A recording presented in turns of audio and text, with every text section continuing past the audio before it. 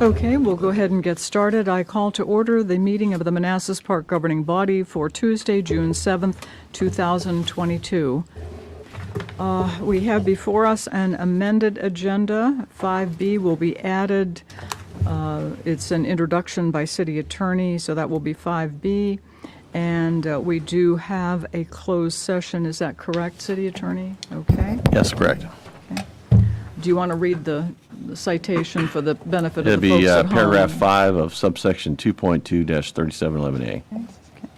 Do we have a motion to approve the agenda? Second. All in favor? Aye. Opposed? Abstained?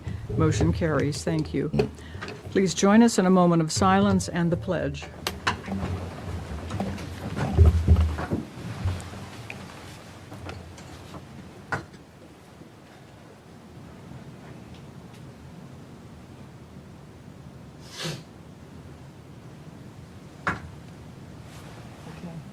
I Pledge allegiance to the flag of the United States of America and to the republic for which it stands, one nation, under God, indivisible, with liberty and justice for all.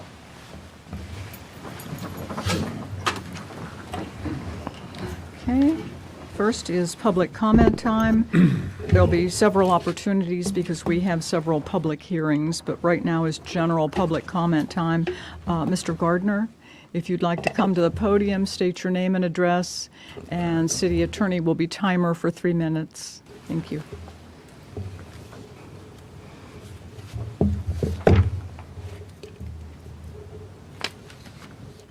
My name is Kendall Gardner. I live at 114 Martin Drive, and I'm coming up here to readdress some things and give you some information on some new things.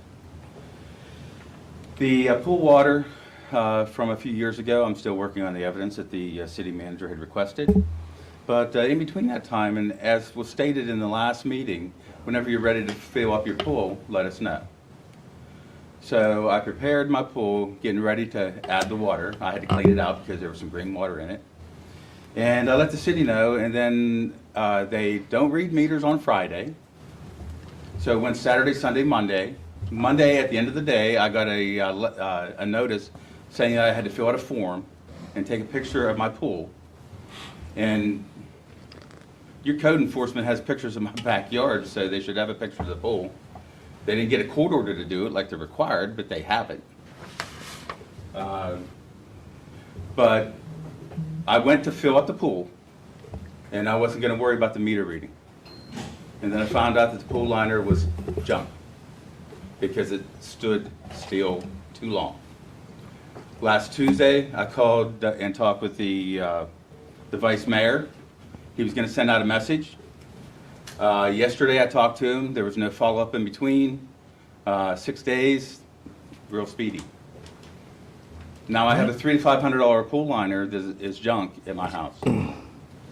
The second thing is the decals for my cars. I came up here and gave the city manager a check specifically stating, here's the cars it's for, here's the taxes for the cars that it's for. These cars I don't have. It took 2 weeks to get information back.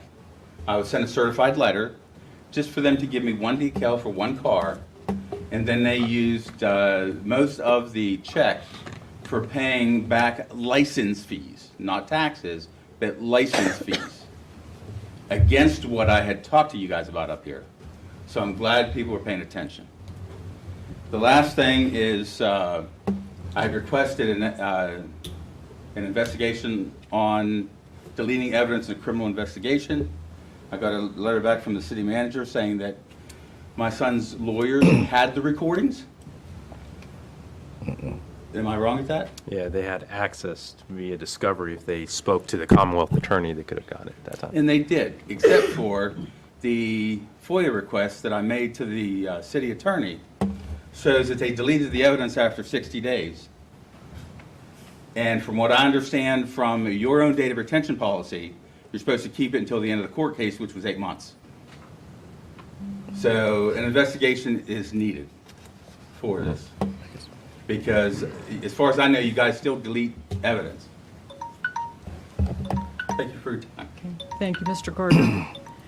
Is there anyone who is not signed up to make public comment, but who would still like to make public comment? Okay, thank you. Seeing no one and hearing no one, we will move on to the first public hearing. The first public hearing is for 2 terms on the Manassas Park School Board that will be expiring on June 30th, 2022. I declare the public hearing open. I'll read the names of the individuals. Ms. Shantae Jones, Ms. Ellen Slobodnik, and Ms. Angela Pounders. And we thank all 3 of you folks for stepping forward and volunteering, so thank you, ladies.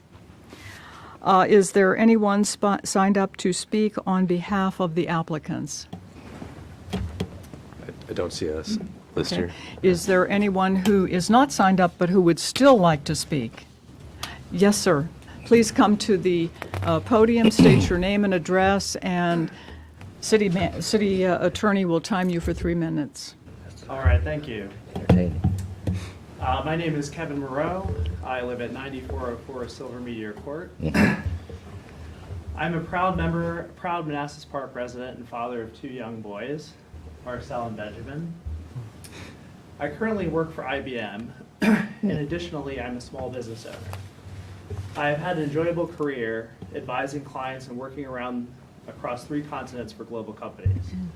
I consider my collegiate and professional success a testament to the quality public school education that I received during my youth, and I am actively engaged in both of my children's public education as well.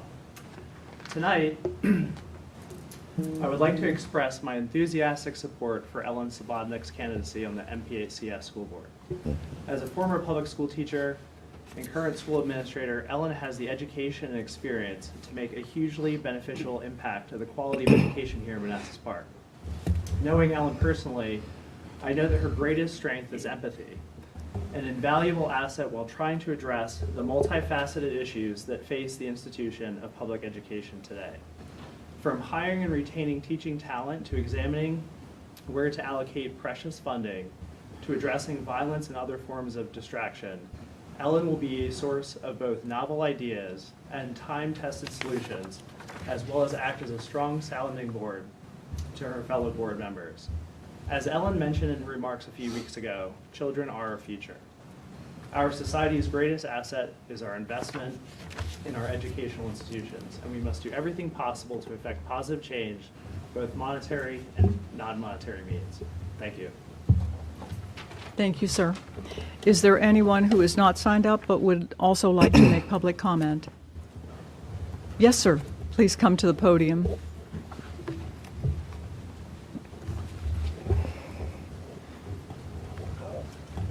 How you doing? Good. I think you guys seen me before. Oh, yeah. My name is Tyler Vaughn, resident of Manassas Park. Been here for about 4 years. I am currently a lease manager, contractor for DIA. So my goal here is to just show my support for Ellen Slobodnik. So that's why I'm here. I haven't known her long, but the few things I have to say is, so she has experience in the school system. She's already in the school system every day. So she's already invested, and she wants to help out Manassas Park. Sounds like a great idea to me. She also works with kids on the daily, so that's something that not everybody on the board does. So she may know some things that somebody else doesn't know, because she literally is in the schools every single day. She's relatively a younger voice than most people who are on the board. She's in her 30s, so relatively younger than other people who may be a little bit older. Nothing wrong with it, but she may be able to relate to the kids a little bit easier than somebody else who is not of that age. She is sacrificing her free time to help out the community. She could be making way more money doing something else. She is extremely overqualified, so she could be like an adjunct professor somewhere. But she's spending her free time to help out the community. So, it's all the thing. The last thing I wanted to say is that she's extremely qualified. Passing on somebody that is disqualified, in my opinion, would be a little crazy, because he's like awesome, and I think she'll be a great contribution to the community that we have. Other than that, that is it for me, and I have bath time to get to, so. Stay strong, y'all. All right, Tyler. Thank you, sir. Is there anyone else who would like to come forward? Okay, seeing no one and hearing no one, let me say that there were a few emails that were sent in support. So let me just read the names of the individuals. Ms. Talene Walsh in support of Ellen Slobodnik. Andre and Michelle Janes in support of Ellen Slobodnik. Rebecca Durgan-Kerr in support of Ellen Slobodnik. Ms. Jen Kobos in support of Angela Pounders. Ms. Mary Tome in support of Angela Pounders. Catherine Larson in support of Angela Pounders. Andrew Cummins in support of Angela Pounders. Susan Brewer in support of Angela Pounders. And Gina Weiser in support of Angela Pounders. Ms. Monique Jones in support of Shantae Jones. George Wright in support of Shantae Jones. Dana Kathy Glenn in support of Shantae Jones. Tracy Drew in support of Shantae Jones.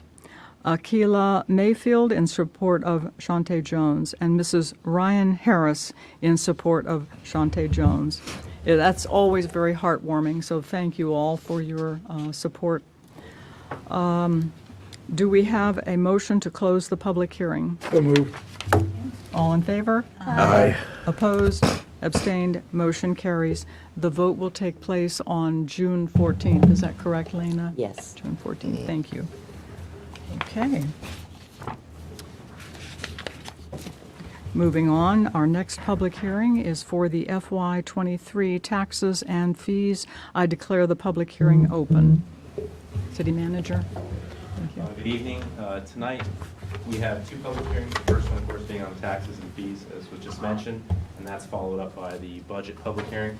But for my presentation tonight, it kind of combines both since they're interrelated, so I won't have any add-on for the next public hearing, but I'm here to answer any questions you may have about both the budget and the taxes and fees as well. The budget advertisement was different than our desired budget, and it was really dependent on what the state is going to do with their final budget. The General Assembly adopted their budget a week ago, but that's still pending the governor's approval or potential amendments or veto, which I believe he has 7 days to do sometime this week when he receives it. So we still don't know what the final budget's going to be, but from my understanding, the General Assembly budget did include the grocer sales tax, not for localities, so we should be able to put back bump up our sales tax revenue that we foresaw as losing, so that will give us some money back in the process, but then it will likely result in reduced revenues to the state. What that will be, again, we have to wait for reduced state revenue for our schools. So what that will be is still yet to be determined. I'm in dialogue with the team upstairs to figure that out, and as soon as we have a final adopted Commonwealth budget, then we'll know what our schools are going to get, and we can have a conversation with them about what we can do. Luckily we'll have some sales tax revenue because they didn't cut the local grocer tax money, and then we can see what else they can do with their budget, so we can try to get to our desired state of revenue, which was, you can see here, the proposed budget. The advertised budget was $76,828,000 for the general fund, but our desired was lower than that by $863,000 from what we advertised. We advertised that higher amount because that $863,000 represents 4 more cents not reduced in the tax rate. So as a reminder, our tax rate right now is $1.53. We wanted to reduce it to $1.45 for our residents, but we advertise at $1.49, so 4 cents higher than what we budgeted for, just to be sure that to see what was going to happen with the state budget, to see if our schools were going to be fully funded or not, based off of the school or the state budget. So the goal again was to have that lower budget. We'll have to see kind of where the state ends up, but we'll likely probably be closer to that advertised budget. But luckily we'll have some sales tax money to help offset some of that impact as well. So that's kind of how to read the two budgets that I posted on the website. The desired budget, what we wanted to do, and then the advertised budget based off that contingency dollars that we needed to keep our schools fully funded for the next fiscal year. And then again, the advertised budget here, total across all funds, city, water, sewer, stormwater, and solid waste. You can see we advertised about 89 million. Our desired was 88.2 million. And then again, there's no difference in the school budget because we keep the school budget whole, right? Either they get the money from the state or they get it from the city. So that's why the school section doesn't change in terms of budgeting. What does change is this bottom box, whether we're giving $13.8 million to the schools or a flat 13 million. And that's again going to depend on what happens with the state. Is there any questions on the overall macro, what's still kind of contingent here or left? Do you know when we'll hear back from the Richmond? Again, the governor technically, I think, still veto the Right. budget bill. I'm not sure if that's going to happen, but that still is a possibility. So we'll talk a little bit about the calendar, but if you notice with the budget calendar, we always hold that last day in July Yeah. as a potential meeting date. This is why. If for whatever reason, we just don't know what the answer is, we may have to keep waiting until that last day, and then, at that point, even if we don't have an answer then, they're legally supposed to, I believe, have a budget by the start of their fiscal year, but we may Right. just have to go with the advertised one just in case and be ready to fully fund our schools, and then we could look at making that up some other way if they end up funding the schools. Okay, But, thanks. hopefully it gets resolved within the next week or so. Thank you. And then the overall budget, you see there's two tables here. This shows every single program revenue that the city has, including our schools, and every single program expenditure that we have and what that looks like from a total dollar perspective. And the two key differences between the table on this slide and the next slide is this slide includes the higher tax rate. So the first box up there, the property taxes, has more revenue in this one, and then the school revenues from the state and federal government is lower in this one. And if you look at the next slide, the school revenues from the state and federal government is higher by the $800,000, and the property taxes is lower by the $800,000. So again, this is a synopsis of the entire budget. It's in the spreadsheets as well. And then some changes, so I briefed my recommended budget back in the first week of April, and since then, we've been delivering. That was my fault. I sounded a robot. Sorry about that.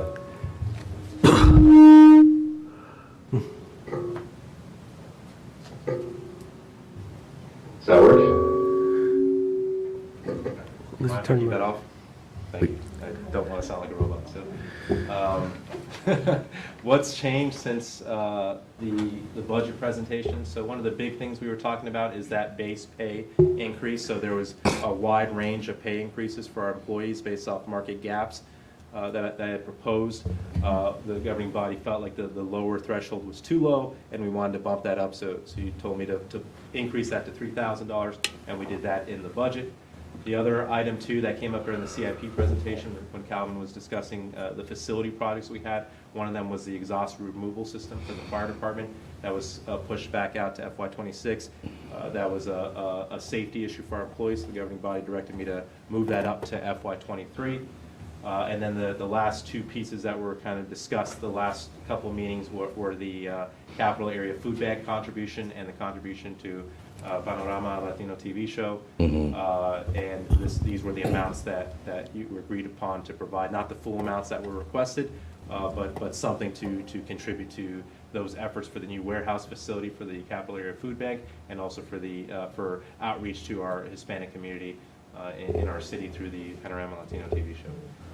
And then lastly, this wasn't decided on. You asked me to kind of go back and look. That's why this is highlighted. I can pull this out from the budget, but we never really resolved this. But the team, Steve and the team, went back and looked at the LED stop sign lights that we have on the Carondelet Manassas Drive stop sign and incorporating that into the stop signs on the west side of the city, along with adding crosswalk signage for the intersection at Colfax and Manassas Drive. So it's about, we estimate, no more than $10,000. So we put that in the budget as well as a placeholder thing. If that's something you guys want to do, we can keep it there and then not act on it, or we can keep it there and then when we have the actual totals to during the fiscal year, we can bring that back to execute that project if that's something you want to do. So, but I kept that highlighted because you didn't give me the consensus that you absolutely want to do it. It was just a question that was brought up during the meeting.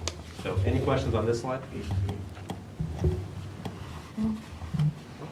Just to clarify, we can't do this tax rate and budget in the same public hearing, so you need to close this and then come out and talk about the tax rate separately. Well, the taxes first, right? Yeah, talk about the we actually have to have two separate public hearings, one for the tax rate, one for the budget. They can't be considered the same public hearing, so I just told Laszlo, we need to come out of one of them and, and then go into another one, so. Right, right. Okay, so Okay. I got a tax. So right now we're in the tax one, so can I go over the tax? we're the tax one? Right. Got it. And that's the one I opened up. Yeah. I know. Okay. But I just remember when I started, I said they're so interrelated. Yeah. The budget is what drives the taxes, and that's why it wouldn't make sense. But yeah, so I can talk about the taxes right now. So again, the desired rate that we have is $1.45. What we advertised was the $1.49. So you can see this table here. These are the current rates. And again, we don't list every single fee here in this advertisement, only what's actually changing. So all of these are changing, right? So the current rate is this column in the middle, and the proposed rates or advertised rates are the ones on the right. So you can see the higher, so right now it's 153, so it's still projected to go down, the tax rate. We'd like for it to go down further, and we'll wait and see what happens with the state to see how much further we can go down. And the other thing of note here, you can see the $3.50 personal property tax for vehicles. That one goes down, the other personal properties do not. The reason why we're dropping the personal property tax rate by nearly 15%, it has to do with the inflation of vehicle prices, and kind of our residents are reprieved from seeing that impact on the inflated value of their vehicles on their personal property tax. Yes. Oh, go, I'm thinking I'm jumping ahead. Because I noticed you're gonna show it further on, but it's the water and sewer increase. I didn't know that was part of the budget. Can you explain the reasoning behind that? Yeah, so we haven't raised the water and sewer rates in a long time. It's 2015, I think. Yeah. The last time I reduced it by 4 cents. Yeah, but that was when I was the city manager. And that Right. was a long time ago. We've had inflation, right? So remember, when you have the water and sewer fund, the majority of it is debt driven, so it's fixed cost. We can't really control that, right? But what has been going up, employee pay, right? So when we do salary increases, we have employees in the water and sewer fund as well that are compensated with those pay raises. So that goes up. The overhead support from all the other employees in the central office who are getting pay raises, that causes that to go up. General inflation, we're seeing inflation hit us right now, so keeping rates flat when the majority of your budget's already fixed, but other variable costs are rising drastically because of inflation, it's just not sustainable. And because we haven't increased rates, we can't operate that way. That's why we're proposing the 2.5% increase. And that even includes spending down the fund balance on our capital needs, and using some of the ARPA money as well to offset the smart meters project as well. Without that money, the rate increase would have been higher. Without the downtown and additional developments, that rate increase would have been much higher as well. Where you do have flexibility to either stop increases or even reduce the rate is going to be in the latter part of the decade when the UOSA debt drops significantly, and then our water and sewer debt also drops significantly. So at that point, because the majority of our CIP is debt, right? At that point, then I think you have a little bit more flexibility. But most of your water and sewer spending is going to be fixed on that UOSA and water and sewer debt, and also your water purchasing as well, which we purchase from Prince William Water and Sewer Authority, who buys it from Fairfax Water, and also Manassas. So that's kind of a fee set by them as well. But you can say that's a variable cost when it says, when it comes to time to purchase water, but it's dependent on the usage of the customers, right? So we have to pay for whatever our customers are using. Okay, thank you, but just one follow-up. And when the rates were increased initially, the understanding that the public was given is that not only did we have debt to pay, like you explained, as well as we have to purchase our water, we're not water independent, but also because there was a significant water loss rate in order to pay for infrastructure repairs throughout the city. And it was hope, I think our residents had, that those fixes would be made, the water loss rate would be decreased, which it has, and it would reflect in the water and sewer rates that they're being charged. Yeah, so I think all that is accurate, but I think what that would do is decrease the rate of increase. Because again, inflation exists, right, in everything, in employee pay, right, in all the materials that we buy. There's just inflation throughout. Right now, it's even worse right now. So the fact that we're only doing 2.5% increase despite seeing massive inflation in the economy is still good, and I think it's because of all those efforts we made. But to be frank, to have the conversation, you look at water and sewer systems across the country, the smaller they are, the higher the rates are going to have because of the economies of scale. You have the same kind of capital overhead requirements, but you have fewer customers to kind of spread those high fixed costs over, right? So that's why the larger systems usually have lower rates, because they just have more customers to go against those capital overheads. So, we're doing our best to try to keep the rates as low as possible, and we'll continue to aggressively pursue grants as well to hopefully cover a lot of those capital infrastructure improvements that we have. But it's really the debt that's driving the higher rate, and we'll see what happens towards the end of the decade. But right now, those debt schedules are supposed to drop. Our UOSA numbers for when we need to add capacity as a city, the projections are being pushed back to the 2040s.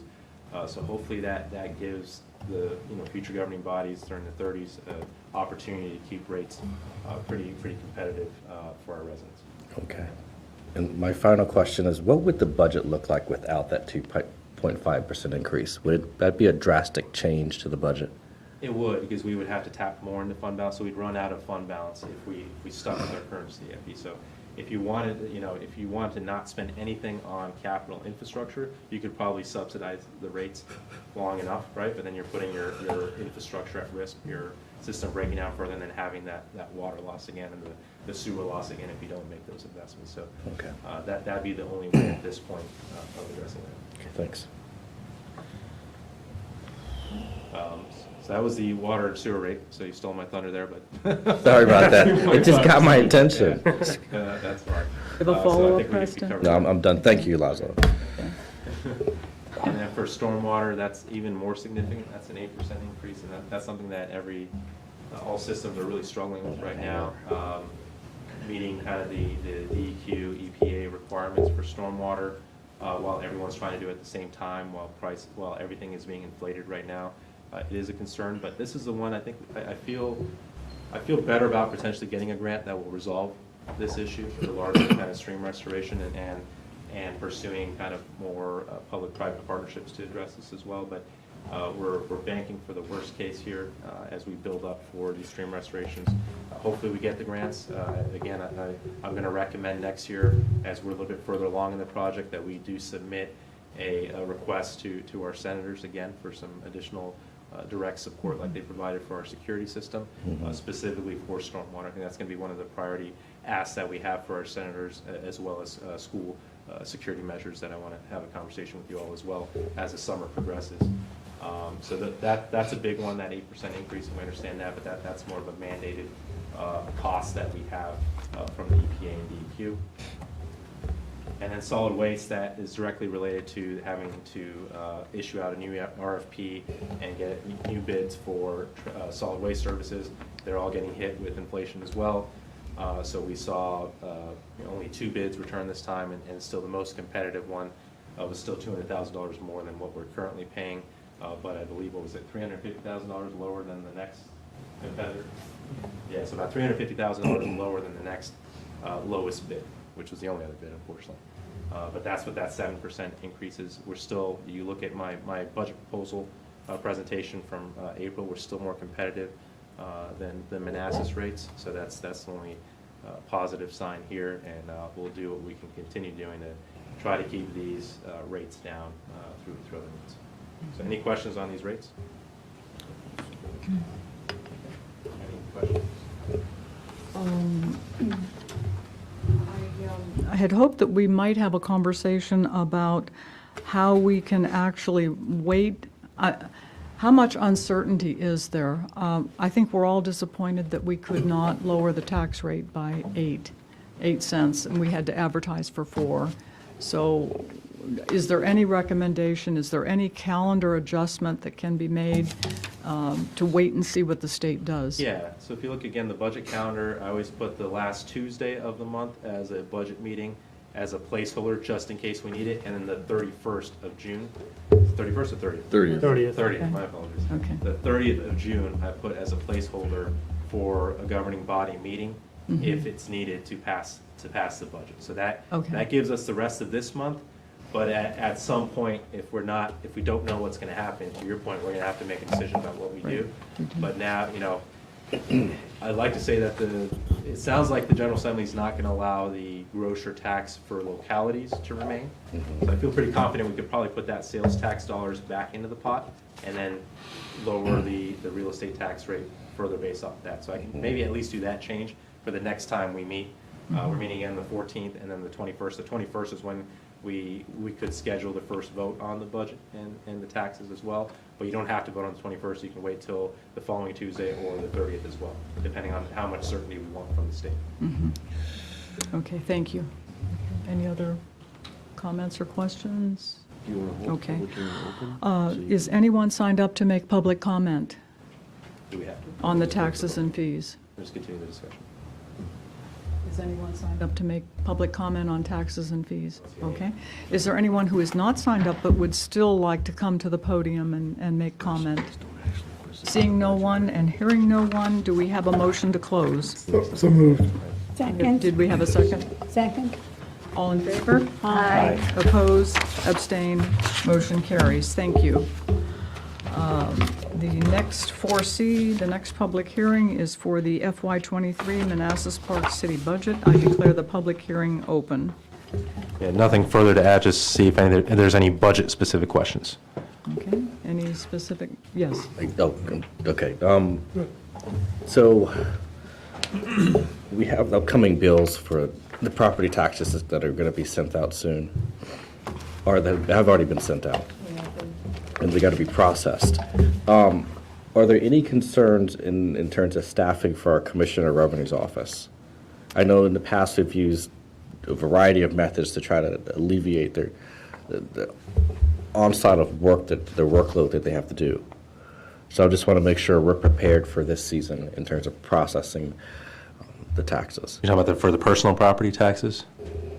Real estate. the real estate taxes. Okay, yeah, so those are already out. So you're talking about for developing the property book, the real estate property book for December's bills, or the ones that are already out that people, that's already due? Yeah, for just Okay. in general too. Yeah. So the treasurer is the one right now managing the collections process. And then the commissioner is going to be preparing, their next step is twofold, the real estate property book and then the personal property book. There are concerns about delays for getting those done. But I can't address specifically from a staffing component. I think we'd have to bring both the treasurer and the commissioner here for that, or I can have a sit down with them, but I'm sure they'd come back and always ask for more staff if they could use it to help out. But I still think it has more to do with technology in the ERP, which is what we have in our CIP to address. I think when we modernize that, unfortunately, we issued out the RFP. We only got one response back for the full ERP. Right. So we're going to look at breaking that down, looking at a tax system specifically, and getting more bids for that. Utility billing, getting more bids for that, because there are specific softwares that we think we can get more interest, and then perhaps just trying to get the overarching finance and HR system overlaying that as well. But we only got one response back, so we didn't really have a competitive process right now. I think there's a lot of flux in the IT world right now in terms of retention of employees, and we're seeing with the vendors who are implementing our projects, there's a lot of turnover in the IT world right now. And we've had I think 4 different project managers or one of our implementation from an IT vendor. So just people are moving between IT jobs, and it's making it difficult right now. But that is the number one fix, I think, for all of our tax issues. Even the error that was this past December for some of the residents getting billed last year's taxes, which is a better thing than to be getting billed a higher rate. They got billed a lower rate. But that was a system error as well that occurred there. So I think that's still the the majority of the issue that we have to address is the software. Okay, thanks. Jeanette, I have a follow-up. Yes. Okay. Is it possible that we can bring in the Commissioner of Revenue and Treasurer? I asked that because one of the major complaints I heard was the time from when people received the bill and to when it was due was less than a month. And folks, rightly so, are a little bit upset because we do know that because the price of the homes or the worth of the homes are more, the bill's more. And some folks were having a hard time putting their coins together to pay. So if we could bring them in, that would be most appreciative, not only for us, but for the residents. Okay? That's it. Okay, thanks. I have one question. Thank you. Yes. In your presentation, Mr. City Manager, you highlighted the LED lights on Manassas Drive and the stop signs. What do you need from us? I'd really like to see that go forward in our budget. I think we need the signs. So is that something that we could do at this dais at this moment and just give? I'd probably wait till after the public hearing. Okay. Yeah, because it's supposed to be more about input, but it's just out there. Yeah. Let me just put my input. I hope that we can get this funded this year because I think the signage is needed for the safety of the residents on the west side of the city. I have it in the budget, so next meeting, at the 14th, when we can just have a work session, you can just confirm that that's something you want to, that the governing body wants to keep in there, and then again, we don't have to vote, or we can't vote till the 21st, and we don't have to vote until the week after that. Sounds good. Thank you. Okay. Leslie, did you have a question? He tackled it. Yeah, it was about the LED signs. Oh, I've got one more question. Yes, Vice Mayor Banks. And I've brought this up in the past, but putting the city first in terms of our budget decisions. So there's a slide there where we showed the $10,000 for LED lighting that Councilmember Moore mentioned. You've got, slide number 5, that's it. So you've got the $25,000 contribution to Capital Area Food Bank, which is great. It's a great thing to do, and it's a great service they provide. $3,000 to Panorama Latino. We're giving all this money away, but yet and it's interrelated. That the previous public hearing, we were raising our water and sewer fees on our citizens. So if we can somehow, instead of giving money away, try to consolidate our money and therefore we can less burden our citizens if this water and sewer increase, that'd be great. I don't know the makeup for the water and sewer increase, but I'm figuring every dollar would matter, especially when it hits households. I don't mean to be draconian, but I like to put the city first before we give money away. And I do the same thing with my own personal finances. But didn't we agree on the 25,000 in the previous meeting because they were asking for more and that's the compromise we came Yes. up with? We Yes. did, I mean, we we did, but already- we didn't see that increase in water and sewer, which is It's been in our 2.5. budget since the beginning. We knew about the increase. We knew already. about the increase before. Been- Maybe I had a clarity moment all of a sudden, and I realized it. So I'm just thinking, that's an option that we have to Well, switch. I might say that with the Capital Area Food Bank, they do serve an inordinate amount of our residents. So, where in some views it might be that we're giving money away, we're actually supporting our residents. Exactly. That's money coming back to our city. And also, I think we might be confusing a recurring cost with a one-time capital cost. True. Those are two different things. True. And we have the option of, since we did decrease the amount that we were going to contribute, so that would be more palatable for our residents, we can actually give back with our own time to the Capital Area Food Bank if we so feel, and it's another way to give back. Do you have a follow-up, Preston? No. Okay. Any other comments or questions? Okay. Is there anyone signed up to make public comment? Okay. No one has signed up. Is there anyone who did not sign up but who would still like to step forward and make public comment? Seeing no one and hearing no one, we will move on. Do we have a motion to close? Moved. Second. All in favor? Aye. Opposed? Abstained? Motion carries. Moving on to the next 4D, our next public hearing is regarding a lease of retail space to Lafinca Mexican Restaurant at Park Central. I declare the public hearing open. So I'll just, while Laszlo's pulling up whatever he's going to show, I'll just say real quick, this is substantially the same as the one you did for Girani's. The real significant differences are the square footage is slightly larger, so the rent we're getting is slightly larger, the tenant improvements, slightly more. They've also asked for a third lease option as well, which there were only 2 extended lease options in the Durrani. So those are the substantial changes. So I'll pass it on to Nazem.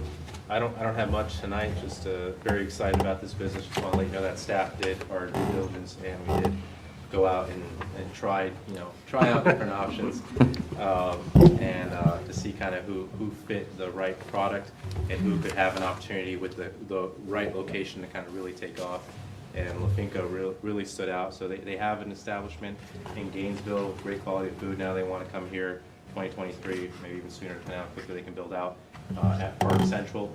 They are a full-service Mexican restaurant, full-service bar as well. Great tequila if you're a fan of tequilas and margaritas.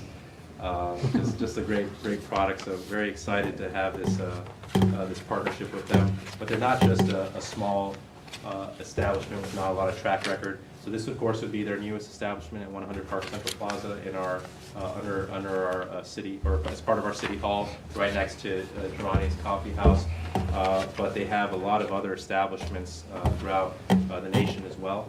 Some of them with Lafinca brand, and others with other brands as well. But you can see they're in Michigan as well under the El Patio brand, and South Carolina also using Lafinca, and then they have another affiliated business in Virginia as well. So they have a strong, long track record of successful restaurants, and Lafinca is kind of their newest product, and it's a great quality. I do recommend you go check it out in Gainesville. Check out their ambiance, the menu. I think they have a better location here that's really going to help them take off as well as part of our town center, and we'll ensure that those visiting our town center is going to get some good margaritas and have a good time. So just very excited about this. We'll have those 2, I think, keystone businesses there to really kick off the success of our plaza. So. Do they currently do entertainment at the restaurants? I'm not sure if they do at this location. Okay. And I believe, Ahmad, are you on? Yes, hello? Yes, Jaime, you're on.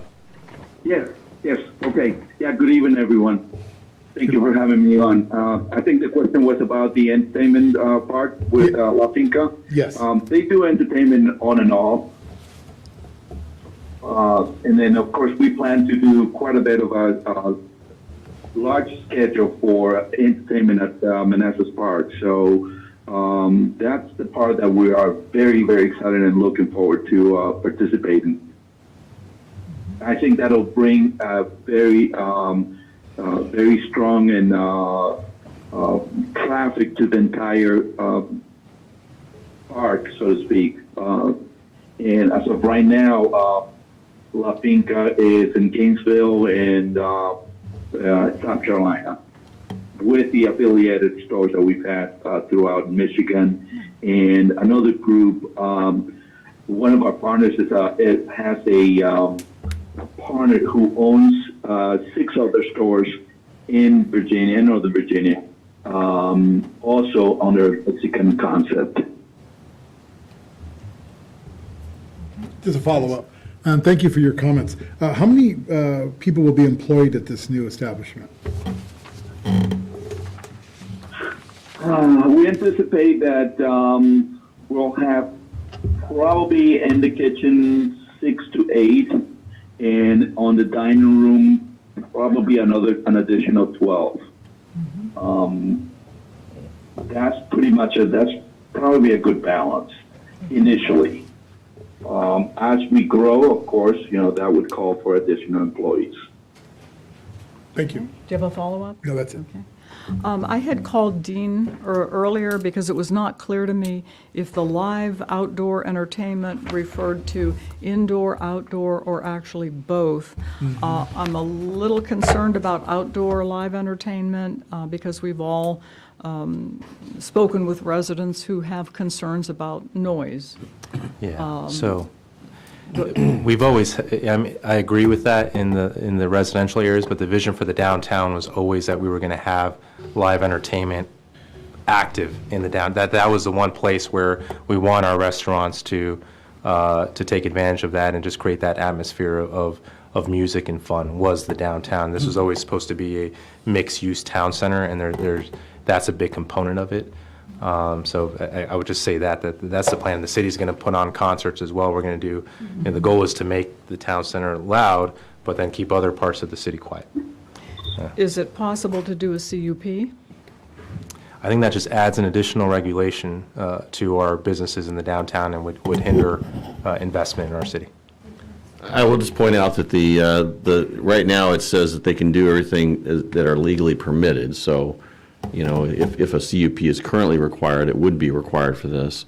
I believe we're going to be coming back to you, however, with a zoning text amendment that would amend the MUD district to allow a lot of the stuff by right, just because it is a downtown. So that conversation can be had at that time, whether or not you want to do that. So that would eliminate the CUP?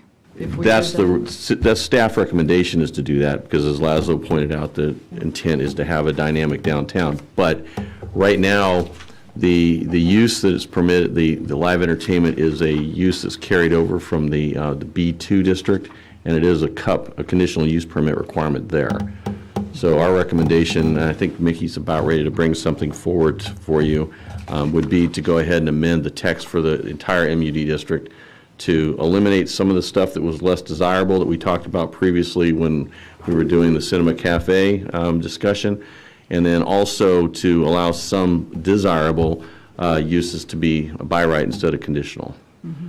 Okay. So now you can Yes, make this an because- accessory use if you wanted to. Because there's apartments there, there'll be 2/2s. There is the potential for disturbance. Right, and I would just offer that the good time to be doing that would be, when we bring that forward for the zoning text amendment, because right now, I'm fairly confident there's a CUP requirement right now. Okay. And the language in the lease says that the tenant shall use the premises only for the following business-related activities, provided such activities are legally permitted. So they would not be legally permitted by right, as the code is right now. If, of course, the zoning text is amended to allow it by right, it would be then. So we could leave it so that they had to get a CUP. You could, and when we bring that to you, that's something you could choose to not change. Okay. Does anyone else have concerns about that? Well, No, I just have a question. Giovanni's also has live entertainment outside too, according to the lease.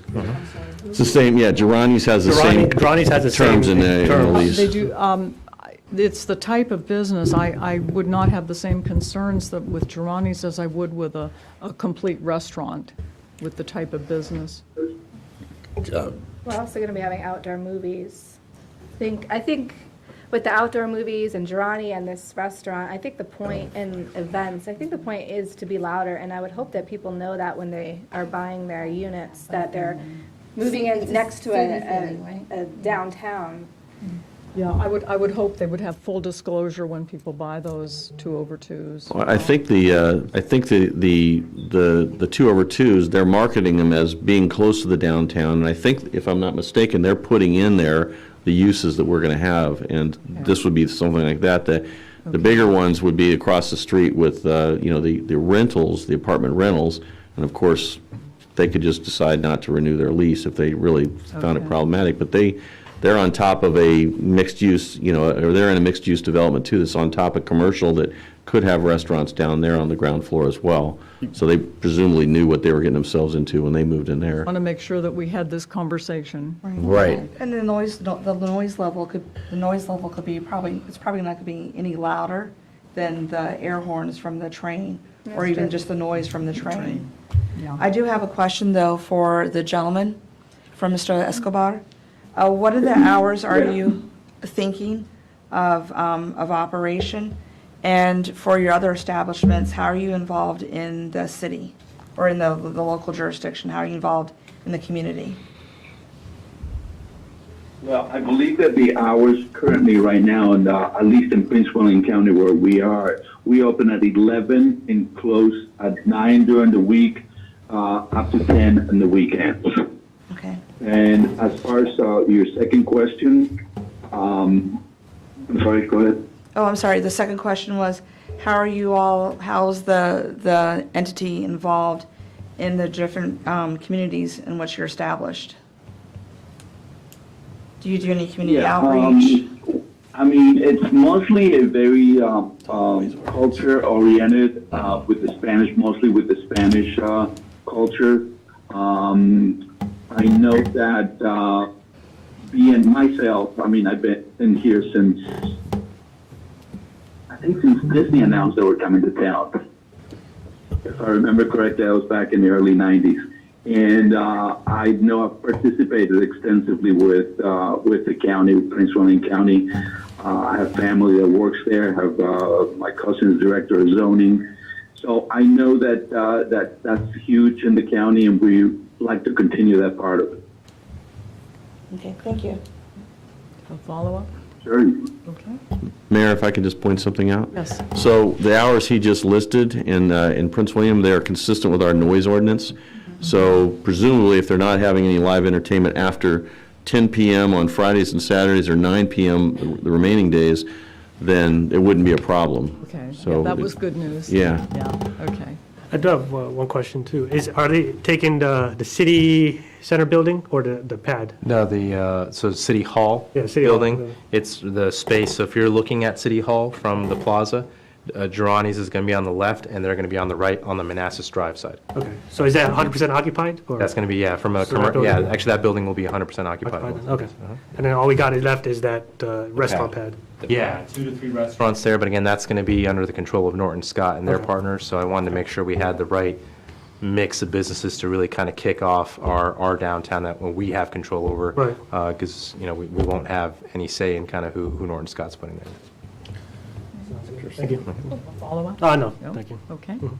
Anyone else? No? Okay. Is there anyone signed up to? Excuse me? Did he have I think something? it was to feedback. add? Okay, okay. Is there anyone signed up to make public comment? Okay, if there's no one signed up, would you like to come forward? Is there anyone present who would like to comment? Okay.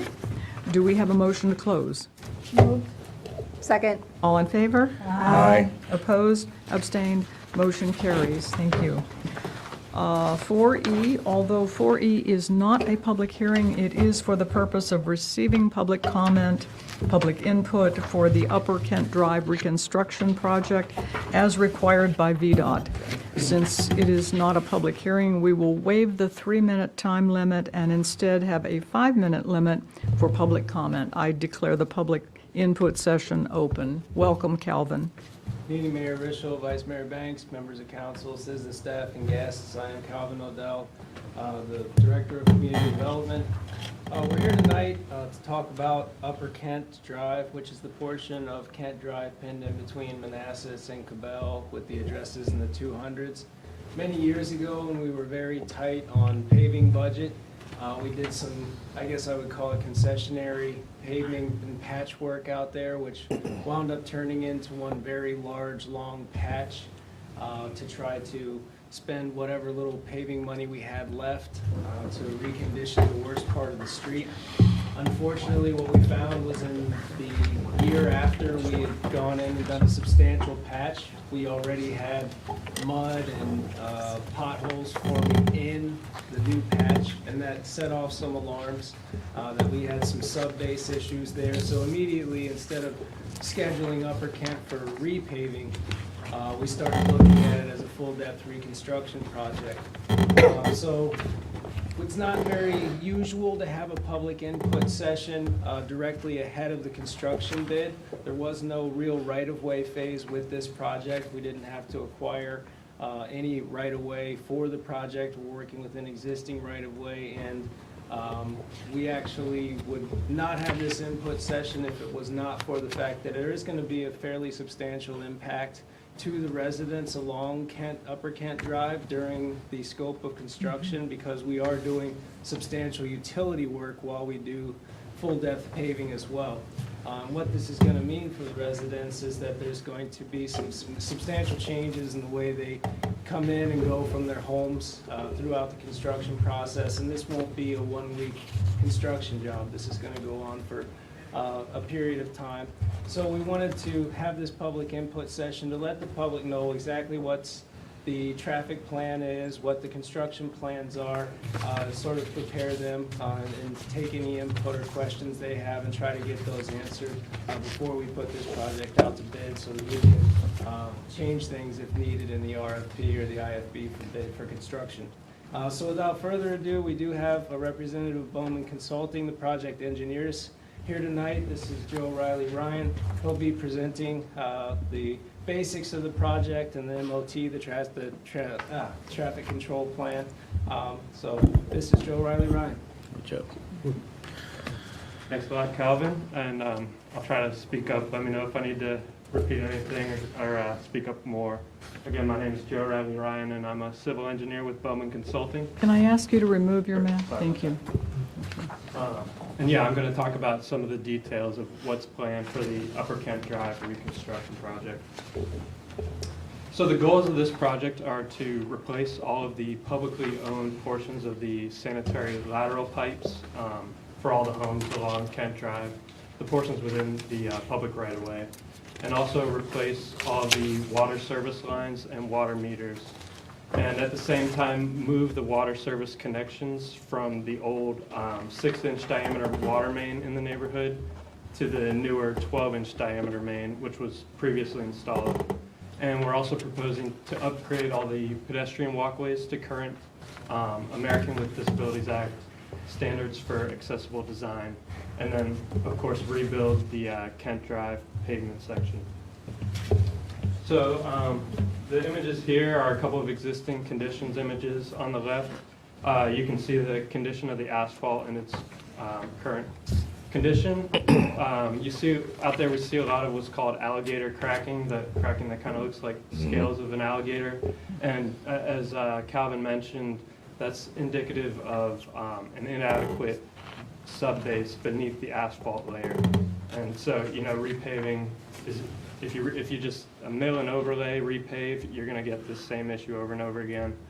On the right side, you see the existing sidewalk out there. It's a 4-foot wide sidewalk, which wouldn't be compliant with ADA guidelines if it was installed now. And then you can also see one of the existing driveway aprons, which has steeper slopes than what's allowable currently for accessible design. So hopefully you can see this. This is kind of an overhead view of what's proposed out here. In blue, all the public water services and water meters are proposed for 31 homes along Kent Drive. In green, the sanitary laterals are shown for 30 properties which have sanitary laterals connecting Kent Drive. We're also proposing to increase all the sidewalk width on the north side of Kent Drive from 4 feet to 5 feet and replace all of the driveway aprons on the north side in line with the sidewalk to an ADA compliant apron, and then rebuild the entire asphalt section of Kent Drive as mentioned. So the image on the left here is a cross-section view of Kent Drive. Basically, we're just showing that the contractor will be required to remove all the asphalt, remove all of the existing gravel that's underneath the asphalt, and dig down to an adequate depth to provide a compacted base of gravel and a new asphalt layer that's thick enough to be adequate for the expected traffic volumes out here on Kent Drive. And then on the right is just a detail of the proposed ADA driveway aprons, which have gentler slopes and are much easier to access across the driveways along the sidewalks. So there will be, as Calvin mentioned, some fairly significant impacts to the residents here during construction. One being that on-street parking will not be available during construction. And traffic on Kent Drive during construction will be limited to a single 10-foot wide lane with one-way traffic going from east to west from Manassas Drive to Cabell Drive. The contractor will be required, per the plans, to maintain access to all the driveways throughout construction. And then the driveways where the aprons are being replaced along the sidewalk on the north side of Kent Drive, That process will be done as the very last step in construction once two-way traffic and street parking is reopened on Kent Drive. Because once those driveway aprons are poured, you have to wait 7 to 10 days for the concrete to dry before you can access them with vehicles. So we want to make sure there's at least street parking at that time. So hopefully you can kind of see this, but this is basically the first phase of construction will be to close off the north side of Kent Drive to vehicle access, and that'll be the construction area where they're constructing the improvements. Traffic will be pushed to the south side, flowing in one direction from the east side at Manassas Drive to the west at Cabell Drive. And then for phase 2, once phase 1 is complete, we'll just flip traffic to the north side, single lane, traveling east to west again, and all the construction work will take place on the south side of Kent Drive. And then again, the last step in construction will be the driveway aprons on the north side. So this is the current anticipated construction schedule. We're anticipating it to go out to bid this month, and the construction contract to be awarded in July, and notice to proceed beginning in August, and then substantial completion of construction to be April 2023, assuming there's not very extreme weather between now and then. The city project manager for this project is Mr. Steve Hall. In case anyone has questions between now and the end of the project, his contact information is provided here, and happy to take any questions. Okay, thank you. Any governing body input or question? Yes, ma'am. Do you know if there's those sidewalks that were put in the 1980s? Is that how old those sidewalks are? Yeah, as part of the city's initiative to do at least one sidewalk on each street. Mhm. Yeah. Okay. And where will folks park during that time? So I believe all of the houses currently have driveways. There are many of the addresses that do not. That's part of the reason we wanted to have a public input session. We are not intimately familiar with the number of vehicles of all of the residents, but as we do with so many projects, we're going to explore any options that the city controls to provide any sort of overflow parking options. This is somewhat close to the Public Works building, so of course we have a parking lot at the Public Works building that we would be happy to allow residents to park at. It's a little more distant from the community center, but again, the purpose of having a public input session before we go to bid is there's really no way to execute a project like this with this level of underground utility work. Right. Without Some sort of keeping cars interruption. cleared off of the street. Right. And this project is, as we will see also with the phased water system improvements, we all want those to come to fruition. We talked about those this evening already in the meeting. We'll be having the next phase of water system improvements this coming fiscal year, and that too will have similar impacts because you are doing full depth utility work on a street, and we have to get those vehicles cleared, and we have to reduce traffic down to one lane so that the contractor can work efficiently.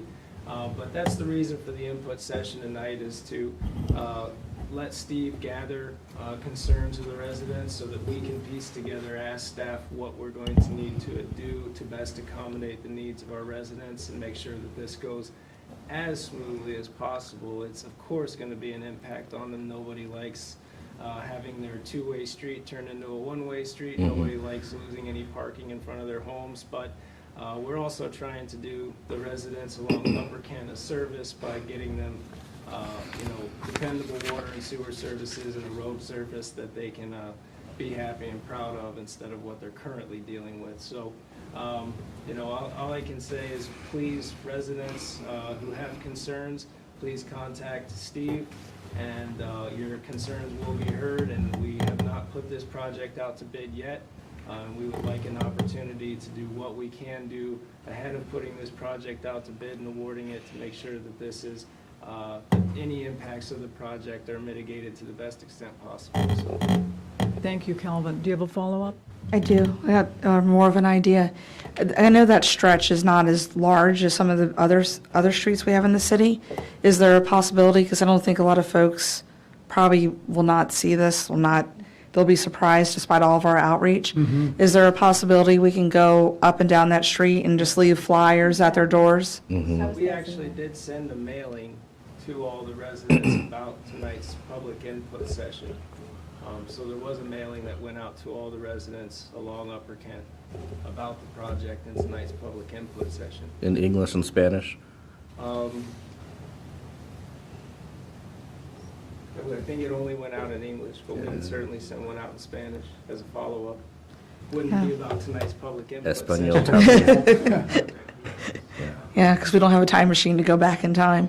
But I'm thinking if it's just 30 houses, we could just drop some flyers at the doors. Volunteer? Yeah, that night when People volunteer and we'll Yeah. actually go and talk to people so that they can know that this is happening, because I don't think they'll listen. Yeah, I guess he won't let me speak Spanish because we'll be there forever and a day. Good news, good news. Well, yeah, just closely aligned with Councilmember Hampton, I totally agree that people probably didn't get the proper advertisement to come out here tonight. And I think along with their efforts of passing up, I don't think a flyer is going to be enough. People have got to be in a room like this where they can ask questions of our Public Works Department. So maybe a town hall meeting or something at the community center with just those residents that are going to be totally impacted, be Yeah. invited to have some kind of meeting. Before the end of the with month. staff, before we send the RFP out. I think a flyer is just not going to do it. But this is a They're going to be working, wondering where they're going to park, they're going to be wondering about access to their home. I don't think a flyer is going to do it. I get home at 5:30, I gotta take care of the kids and cook dinner. Might have to be on a I might not have Saturday. time. It might have to be on a Saturday. Yeah, I see. Yeah. It could actually be at the police department. No, the police department's probably not big enough to fit that many people. But the police department's right up the street. Right across the street, yeah. Yeah, and they have the nice community center in there, so it's walking distance. I guess my point is, I think there needs to be a meeting with the public. that No, are I understand what you're impacted. saying, yeah. I hadn't thought about that, and that's a good idea. It But probably- they also need to know that they were having the meeting, and sometimes they don't go Oh, yeah. online, they don't Like go the on, you know. variable message Oh, yeah, side. the best way to know is to hand the door and hand them, Yeah, we're having a meeting on such a date. we'll do it Sunday. Sure. Yeah, we'll go Sunday. Smiling. Yeah, Or the following. or the following, yeah. Well, let's put it this way, when does Steve need comments by? Well, this was, like I said, we have not put this out to bid yet. We are trying to put this project out at the same time as we put out the Connor Drive extension. They're not that close in proximity, but because we have some staging areas to offer, we may get the same contractor interested in both projects at the same time, which we may enjoy some economies of scale by getting the same contractor on both projects. We don't know that, but we do know we're targeting releasing both of these at the same time. So I would say we don't want to delay the bid anymore. We're certainly cutting into the good weather. We want to let a lot of this utility work get out of the way before winter hits. We already are maybe pushing up against not finishing final pave before the plants close for the winter. So we don't want to delay bidding the project any longer, but we can certainly hold off on bidding until we have another public hearing, or just put the project out to bid with a commitment that we will not award until we have had a public town hall meeting with the residents along Kent Drive. So if we, Reason that it cannot be done simultaneously. No, not really. It's just if we're going to change anything about the bid documents or change anything about the MOT that's proposed in the plans, we would need to do that before the final addendum Before the bid, went out okay. with the IFB. So we can still post the IFB, have a due date 30 days away, and usually we don't like to issue addendums any less than 7 days before the bid closes. So I'd say we'd have about 3 weeks that we could still get out addendums to the bid documents.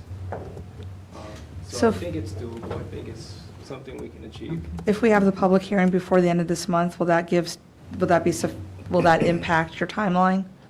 No, like I Okay. said, as long as we can get this out on the street, we're already looking at a 30-day bid period. So as long as we can go ahead and advertise this project, it doesn't change our schedule at all. We just want to hurry up and gather public comments, because if there are substantial concerns and reasons to change anything about the bid package, we have to have time for the contractors to receive that final addendum and address it in their bid package. And we don't want to do it so late that we discourage people from bidding. That's always a concern. If you issue late addendums, you might discourage people from putting in the effort to revise their bid. I could do a weekday, even though it's I see. but I need some space. Once the date and the location are chosen,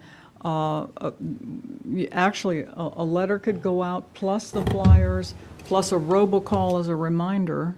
So how soon can we turn? We want to do what, I think Preston said this, use a variable message board.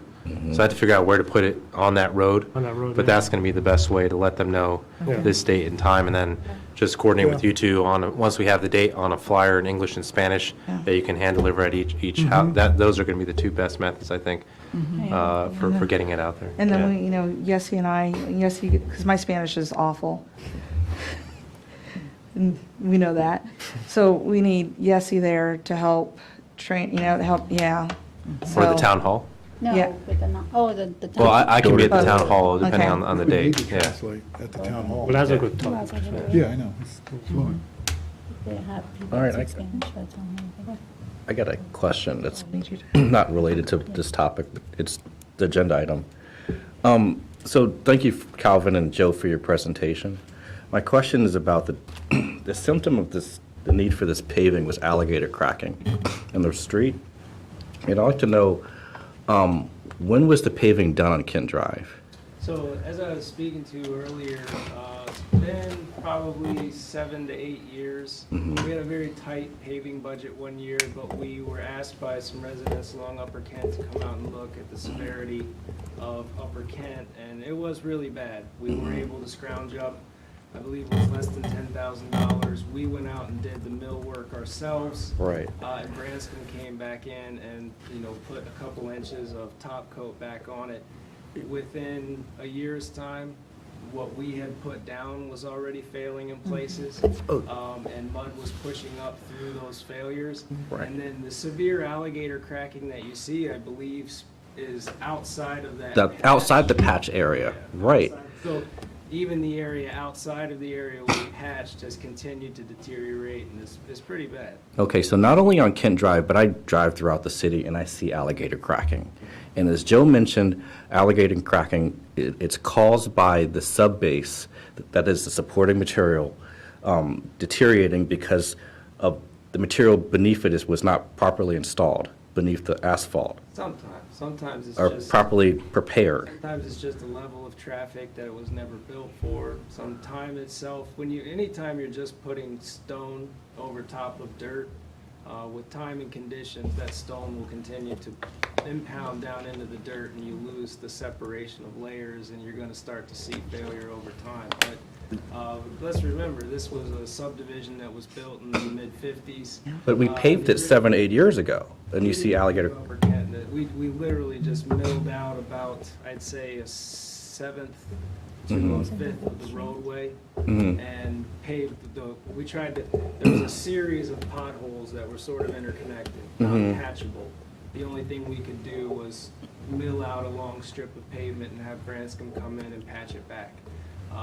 And since that time, we haven't thrown any more money at it because we realized right away that we were wasting money in putting down new pavement there.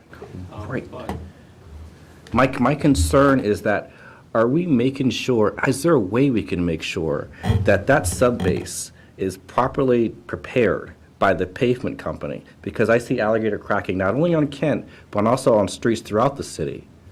Especially right after we pave.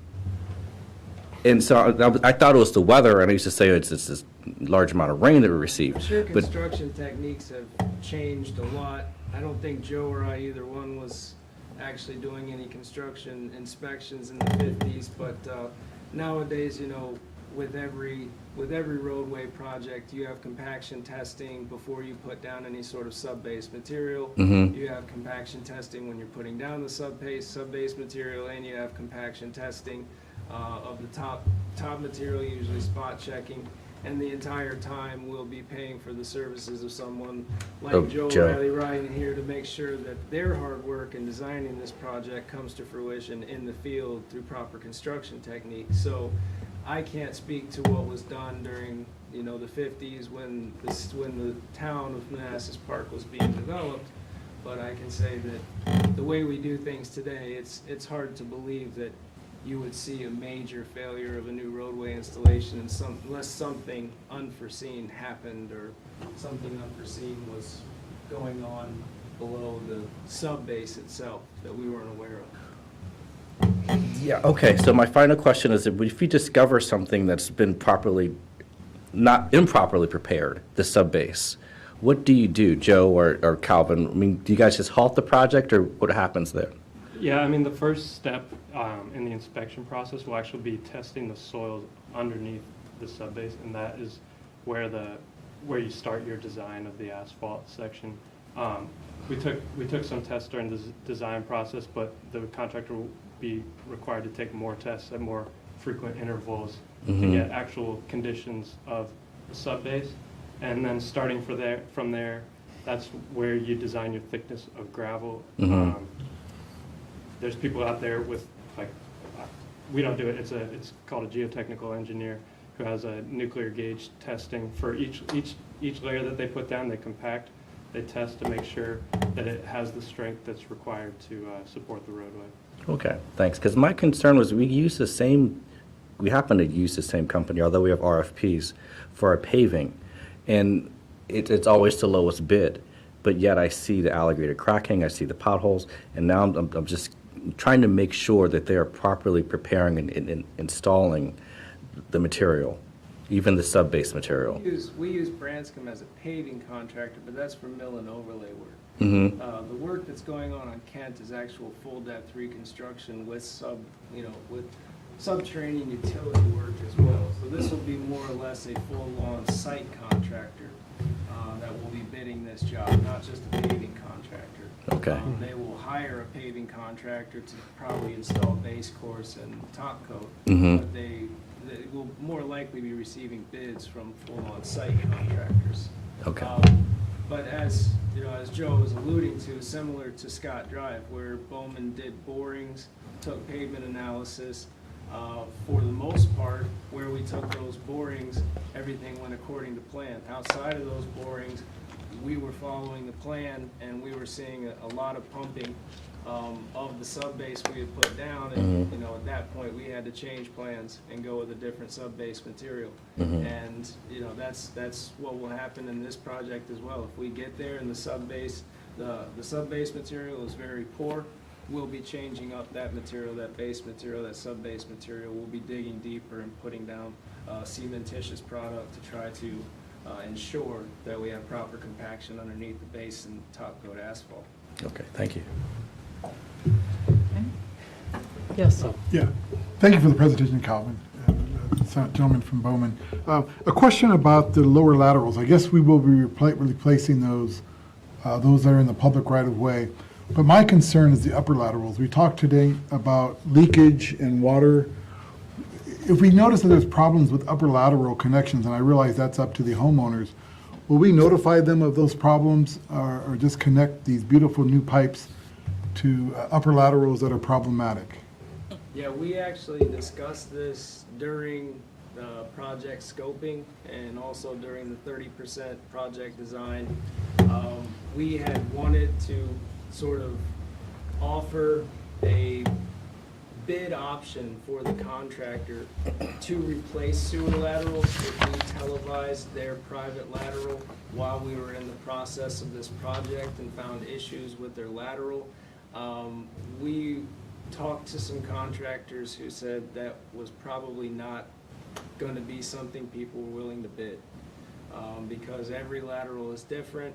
and they would then be guaranteeing a price that they couldn't actually live up to if they encountered problems replacing someone's private lateral. Now they're digging outside of city-controlled property. We issued the bid saying that we had control over those areas, and if they go in and mess up somebody's property, then they're gonna have liability, the city might have liability.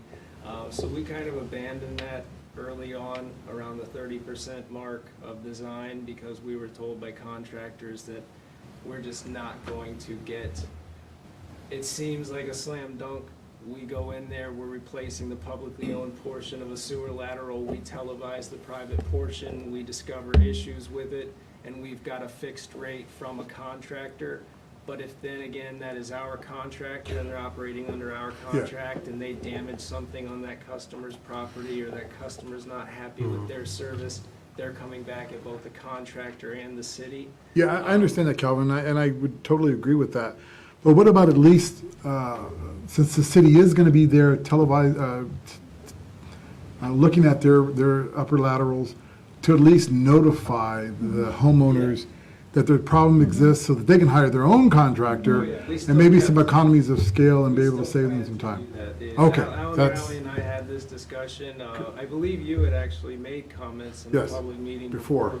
before we got to that. And so Alan Rowley and I had, I'm sure Joe, if he wasn't there, then I'm sure Brad remembers the conversations we had about this lateral issue, because you're right, and we are, once again, we'll be bringing forth some laterals on Manassas Drive where we're gonna replace the public portion at great cost, and there's still gonna be substantial problems in the private portions of those laterals. And you're right, the only way that we really start tackling I&I beyond the publicly owned portion is to work closely with our residents and inform them that they do have issues, and hope that they can afford to work with us to correct. So we haven't forgot about that. We brought it into the project. It just, we'll have to televise as they reconnect and install cleanouts and inform the residents of what the condition of their lateral looks like, and hope that they can afford to act on it. or maybe, Mr. City Manager, the city can come up with a revolving loan program,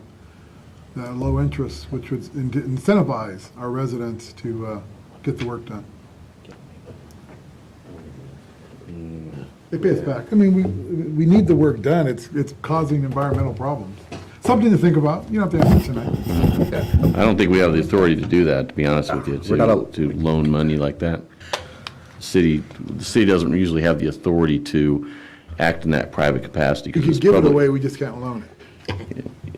Usually, I just want to make sure. depending on who you're giving it to. All right, we'll work with the legislature then on that. Give us the authority. Councilmember Javed? Yeah, I got a few questions. Good evening. When will the crews start the work? Is it going to be like a 7 a.m. type of thing, or? Site contractors like to start early. That's just general practice, but we will ask them to operate within our noise ordinance because they are working in a residential district. Okay. So their hours of making noise and operating machinery, they may be able to mobilize to the site before the noise ordinance kicks in, but they won't be allowed to operate machinery, run jackhammers. Yeah. So like 8 to 5. Equipment. 7 is the beginning of the week. Oh, 7. Daytime. So 7 to 5, I guess, type of thing. Which is early. Yeah, which is early. The other question is, the driveways will be still accessible? Driveways will be accessible. To go in and out still? And they won't be blocked off? And will there be any weekend works, working?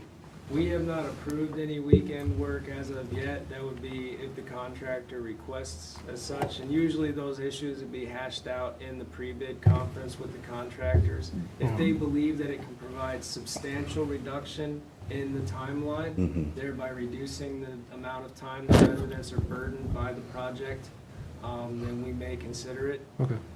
But again, that's usually something that's ironed out in the pre-bid process and in the final contract agreement. Okay. And then the water impact, how long would that be for? So for actually relocating an individual lateral, I'm assuming the water will be shut off? when an individual lateral is being shut off and relocated, so they'll probably install the new lateral for the most part. and be ready to make a tap of the new line, but they won't be able to activate it till they flushed it and cleaned it. So you could be looking at an hour to 3 hours where an individual house might not have service. Okay. But it won't be, chances are it will not be a large block of the street at one time. It'll more or less Just go from sections, house to okay. house. And they'll be notified when the water is shut off as well. And the last question is the equipment, do you guys keep an equipment on site or will they be removed daily? So we're trying to offer some staging options. As I mentioned earlier, we do have, we have the Public Works Yard, which is relatively close to the project limits. There is the parking lot down at the police station. There is, we do have a parcel between Connor Drive and Upper Kent that they may stage larger equipment at if they need a place to stage larger equipment for a long period of time.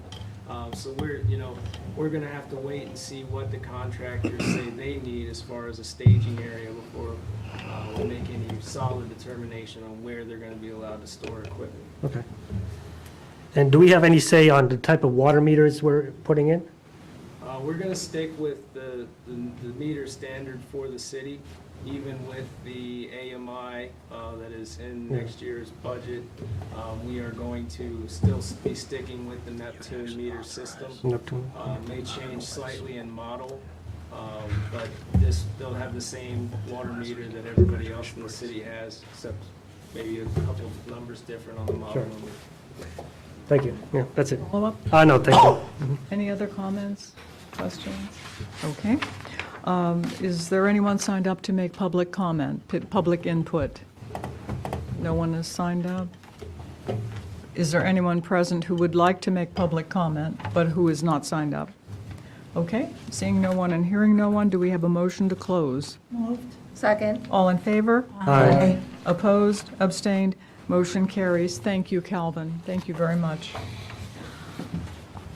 Okay, next is 5A. We would like to recognize Mr. Lukman Ahmad, who is a resident of Manassas Park and has recently received the 2022 Kathleen Seefeld Award for Arts Excellence. Mr. Ahmad, we invite you to come to the podium and share your artistic journey with us and with the folks at home. Thank you. This one pieces of my art. I would like to provide as a gift for. Thank you. Thank you. You're gorgeous. Oh, that's beautiful. So cool. Oh, It is my cool. Yeah, you can goodness. put it in. Leave it up here. Thank you.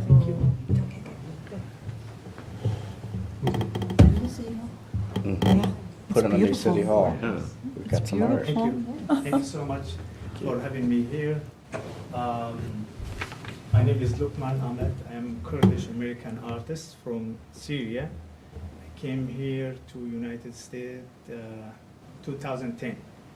So I start journey in art to build myself and my talent, sharing my talent with people here. Was very, very tough. I struggled a lot, but nothing can stop the dream. So I keep working very hard with a lot of support of my friend here.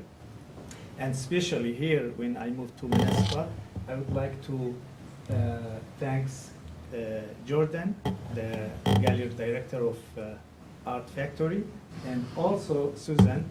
They opened the door for me to introduce me to the community here. My art actually based on the story of human.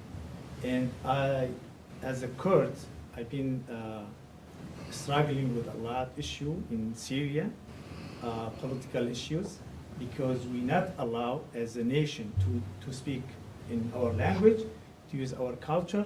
So then I found art can be the good tools to tell the story. And then I use kind of background as a culture background, and I build on that to also open the door for others to share with other culture, to make people understand each other very well, because I am the son of the war. I understand the war can destroy everything, even the dreams. But here actually I get opportunity to, again, to renew my styles and also share with people the stories of people who've been forgotten for a while as a Kurd, and also to share some of those stories with the people here. We can exchange that culture to both sides to make people understanding exactly the culture of humanity, not the political perspectives. Because that way, you know, we can see the real view of the people. I'm from Syria. I remember that in the beginning, people, when they asking me, where are you from? I said, I'm from Syria. So people, because of the war, people getting scared. They thought Syria or the Middle East is the base of terrorism. I tried to change a little bit, you know, through the art, through sharing some of my art, also to be active in this community. So I think we did some good job, and I'm gonna keep working on that. I believe in humanity, I believe in peace, I believe art and culture can do a lot for humanity and for the future. Thank you so Thank much. you. So much, Mr. Ahmad. You know, we're all very proud of you, and we're so thrilled that you received the award. With the consensus of the governing body, if the governing body is agreeable to this, it would be wonderful if you could display your artwork over at Costello Park Rec Center, if you would be agreeable to that. Sure, absolutely. Oh, that's I will. wonderful. Absolutely. Staff Yes. will be in contact with you and work out the details. That's And great. also I'm ready for any activities around my art, my door, my studio will be open for you. Anything I could do, I'm ready. Okay, Yeah. super. Where's your Questions studio from the governing again? body? It's here, Manassas Park on Corbett Circle. Yeah, Thank you. yeah, my pleasure. Okay. Any Well, yeah, it was, Yeah. it's funny because I actually, I'm not an artist by any means, but I love viewing art in art galleries. I actually seen your piece in DC. You had a gallery there at the Jerusalem Fund. Jerusalem Fund, Yeah, yes. very interesting, and I love how you incorporate the story. But what a lot of artists do, I guess what I found different about him is that you incorporate a lot of dark colors, Yes. not portraying death, but portraying hope, right? Yes, that's And when you see his pieces, you can actually see the message he's trying to portray. It's really, really interesting. Oh, And thank you for that. fantastic. Yeah, you. thank you. We look forward to the art show over at Costello. Wine and cheese, have an opening? Councilmember Moore, did you have a No, I'm question? good. I wanted the address and I know where to go. Yeah. Questions or comments? Thank you. No? Okay. Thank you again for the Congratulations. beautiful gift to the city. Thank you. That was Yes, lovely. thank you. Thank you. Thank you.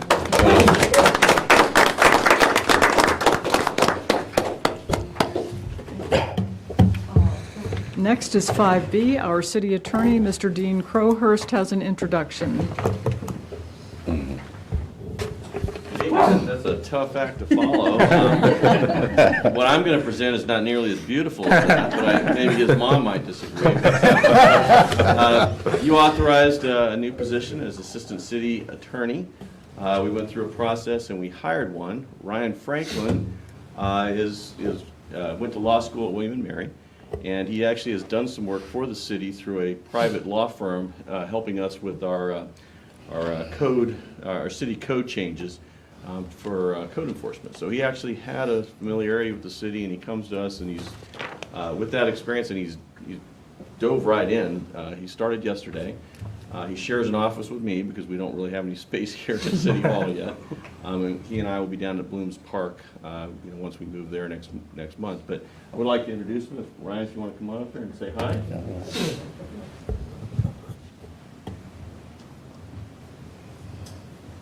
Thank you, everybody. My name is Ryan Franklin. I want to first thank the City of Manassas Park and in turn the citizens, the governing body, especially Dean Crowhurst, for giving me this opportunity. Second, I'd like to thank my parents for their full-hearted support. my best friends, and last but not least, my BCM family, whom these last few months have really been pivotal for me to get to this point. I remember in October, it was a very stressful time because I was awaiting my results from the bar exam, and my job itself was contingent on me actually passing it. But I do remember that my first ever client was the city. And I remember it was just a couple of days after I got that acceptance, just to get the joy and the love for working. I work for Calvin as well in that group. It's truly an honor that my first client, now I'm able to work with you guys now full time. And it's been a really long journey for me. And I'm just really grateful that at 25 that you guys are giving me this opportunity and chance to make a difference. And I'm just really excited to start. And whatever I can do to help, it's an honor to be here. And thank you all so much. And I look forward to working with you soon. Okay. Welcome. Welcome. I'm sure Dean will have you drinking from a fire hose. We have already tried that method, and he said bring more, so I keep giving him more. Moving on to 6A, we have Community Maintenance Working Group presentation from Councilmember Hampton. Yep. All right, my glasses on. All right, and let me pull out my document because clearly I'm very well prepared. Thank you. So in front of you all should be not only the slides, but the report. If you don't have the report, we'll print it off for you. Yeah. Do you have the report? Is this? No. There's an actual report that goes with it. Here, I have a copy over here. So, it's in there somewhere. So the Community Maintenance Working Group has been working diligently since September to come up with some recommendations. What we did, we started off with, I'm sorry, Laszlo, you can. So if you remember when we gave the presentation, this is where we're at in the planning process. We're in the launch. We're in the first box on the very top. So we've been working diligently since September. What we started off doing, I'm sorry, you can go to the next slide. We've been working, like I said, since September, since the last brief to you, we've been working January through May on the actual report itself. And what we're going to help to come out of this meeting is approval by the governing body of the 7 recommendations that we have in the plan, those that you wish to move forward with. We purposely kept it at 7 because anything beyond that is just a little overwhelming. And the idea is to roll out at least one of the short-term recommendations. We already have rolled out one of them. We did that back in winter, December time, to much success and to much appreciation by the residents. Also, we're hoping that as one of those recommendations, one of those recommendations includes grants. So if you approve that recommendation, then we can engage with the city staff to pursue those grants. And then as we're rolling it out, capture lessons learned, refine, as well as provide you updates, provide the governing body updates as we go along. You mind going to the next slide, please? So what we did, we started off back in September talking about what we thought the issues were based on feedback from citizens, also based on a dashboard survey. Each one of us, of the 4 members, did a dashboard survey. And we took all that information and we lumped it together. We kind of based the issues. We kind of, depending on what we saw, we try to find commonalities and put them in a category. And those are the categories that we came up with, that the root cause usually is a lack of a need for knowledge of the city code, also installing some community pride, housing repair assistance in some cases, litter abatement programs, or knowledge about litter abatement, and of course parking, but parking is being addressed separately, as we know. And then we met with Laszlo at the beginning of the year. He was kind enough as to provide us with a list of code violations, which the top ones, which is listed in the report. You can see those numbers. As of February 2022, there was 224 code violations compared to the entire fiscal 21 of 359, and I'm sure that's probably gone up a little bit since then. If you go to the next slide, please. So in addition to those 7 recommendations, we lumped them together, what we thought were short-term, moderate-term, and long-term based on what we felt would be the amount of impact on the staff, what we as the committee could do, and the definitions for short-term are 12 months, within 12 months from the approval. Moderate term is 13 months to 24 months. Long-term is 25 months and beyond. You can go to the next slide, please. And these are our recommendations. As you can see, we mapped the recommendations back to the issues that we addressed, and you can see the timing of them. And I'll go a little bit detail on those recommendations. I may have to borrow the paper back. Yeah. And then, yes, you, by all means. Jump in when they need to? Yes. Okay. So the first one that we came up with was litter collection programs. There already is a ad hoc litter collection program going on in the city that's just fueled by citizens that just want to do better. And there's some pictures of the collections in this report. But the litter collection program that we're proposing is kind of two-staged. The first one is, let me get to the correct page, is, reaching out and establishing a partnership with a organization called Keep America Beautiful, and they have a sub-organization called Keep Virginia Beautiful, and it's through them that we can do some of the grants. Some of those grants go for everything from when we have events, these little trash receptacles for cigarette butts, which is actually one of the top pieces of litter from what we read. Mm-hmm. In addition, money for trash receptacles outside of buildings. So that's one of the recommendations that we have. The other part of that, of working with them, is having a community cleanup, citywide cleanup twice a year, one in April, somewhere around Earth Day, and then again in September around Patriots Day. No other better way to honor those that sacrificed their life on 9/11 than giving back to the community. It's the least that we can do.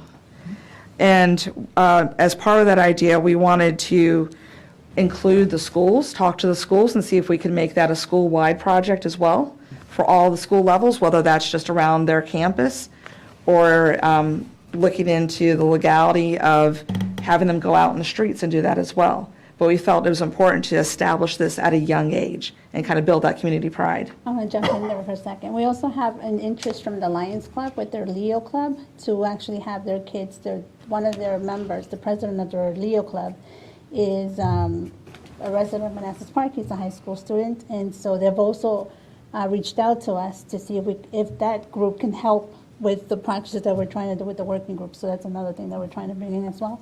The Lions Club International with their Leo Club. Yeah.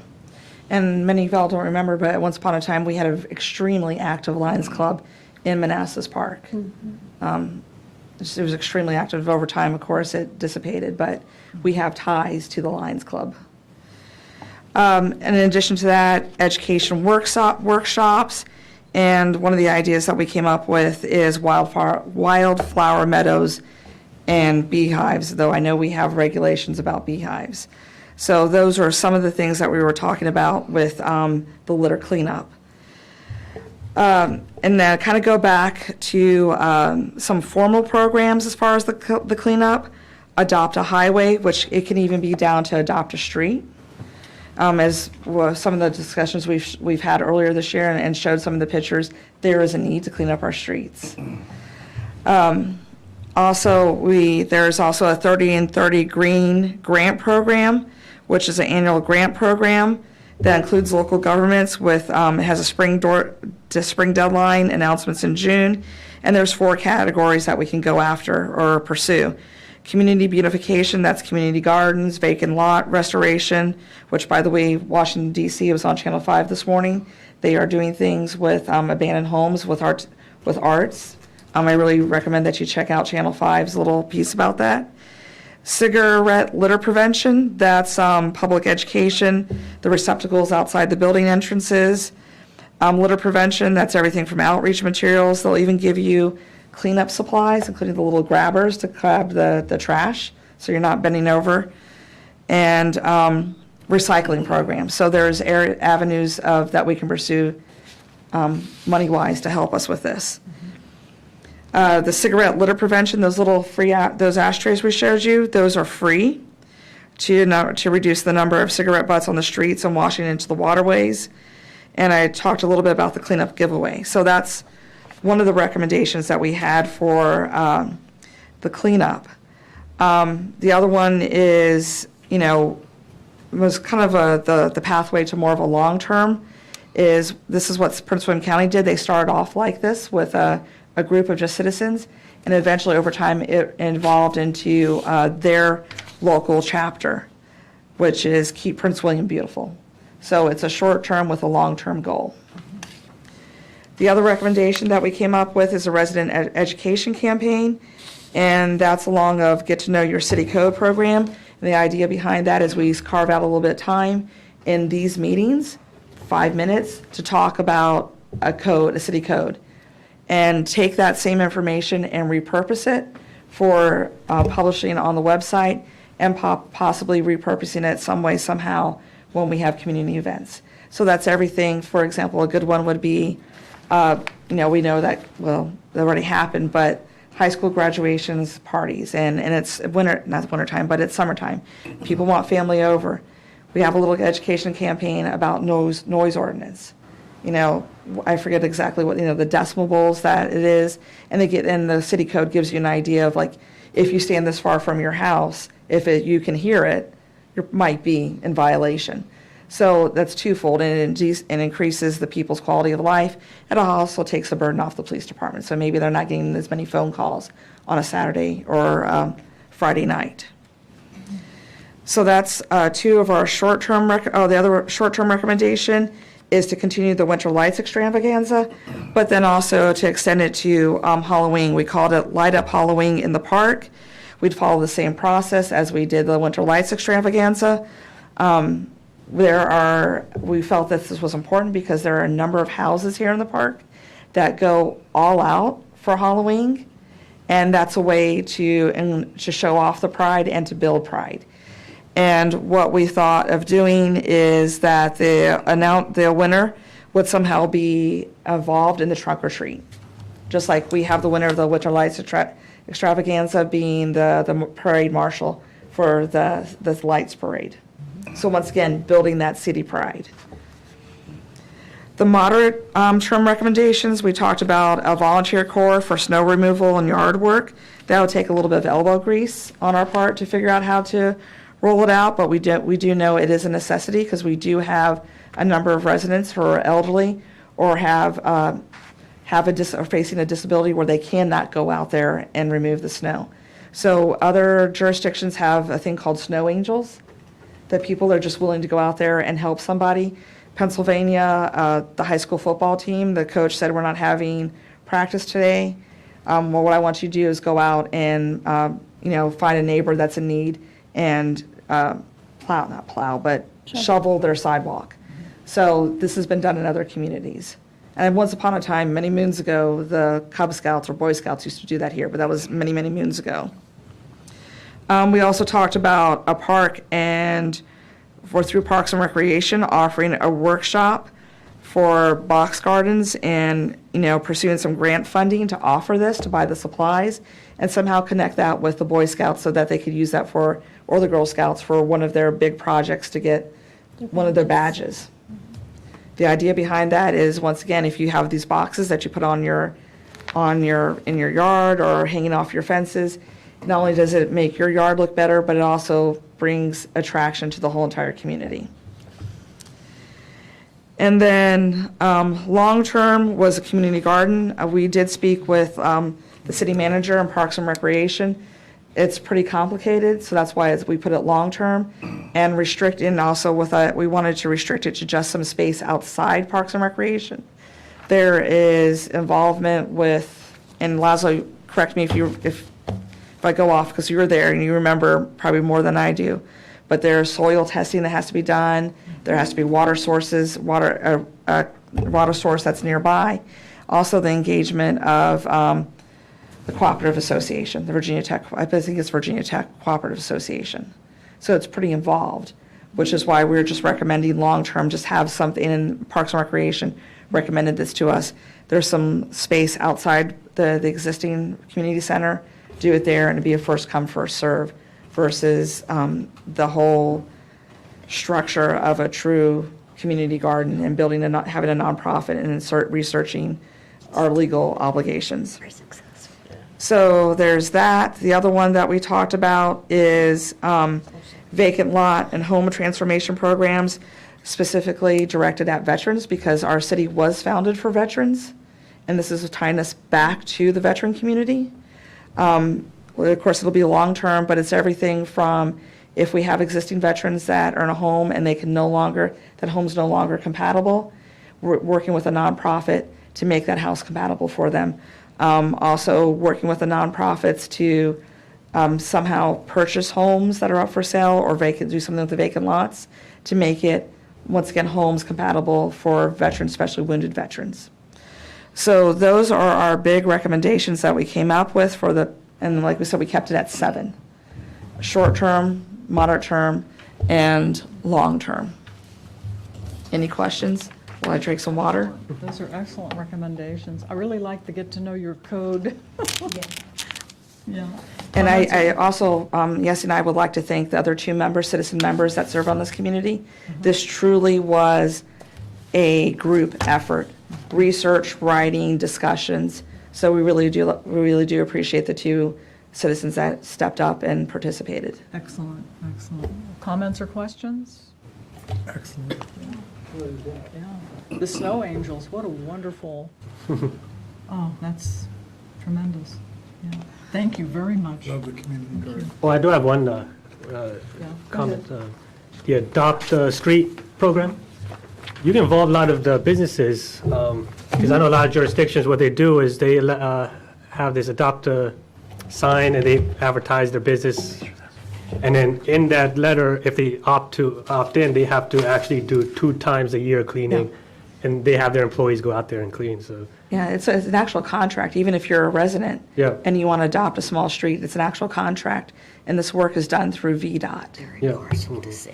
If anybody here's, read the rest of it. And there's organizations we could partner with as far as the transformation of homes and programs. Yes. Christmas in April. Yes. Habitat for Humanity. And there's another one that's local.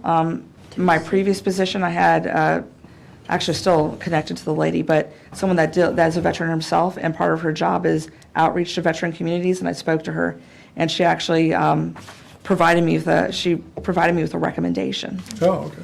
Yeah. Fantastic. Do you have a follow-up? No, that was it. That was, you did. Do you have this You got in it. electronic? Yes. Could you make sure that we all have a copy of it? Yes. And I would say especially staff, because they would want to weigh in and make recommendations. They might favor some over others. Right. Right. Okay, thank you. Thank you. It's the 2 of you for. Okay, that was very informative. A lot of work went into that, we can tell. Thank you. Like I said, it was a group effort. Yes, thank you. Okay, moving on to consent agenda. Consent agenda consists of the approval of the minutes of May 16th, May 17th, and May 24th, 2022. Moved. Second. All in favor? Aye. Opposed? Abstained? Motion carries. Moving on to the 9A, which is FY '22 Budget Amendment Number 3.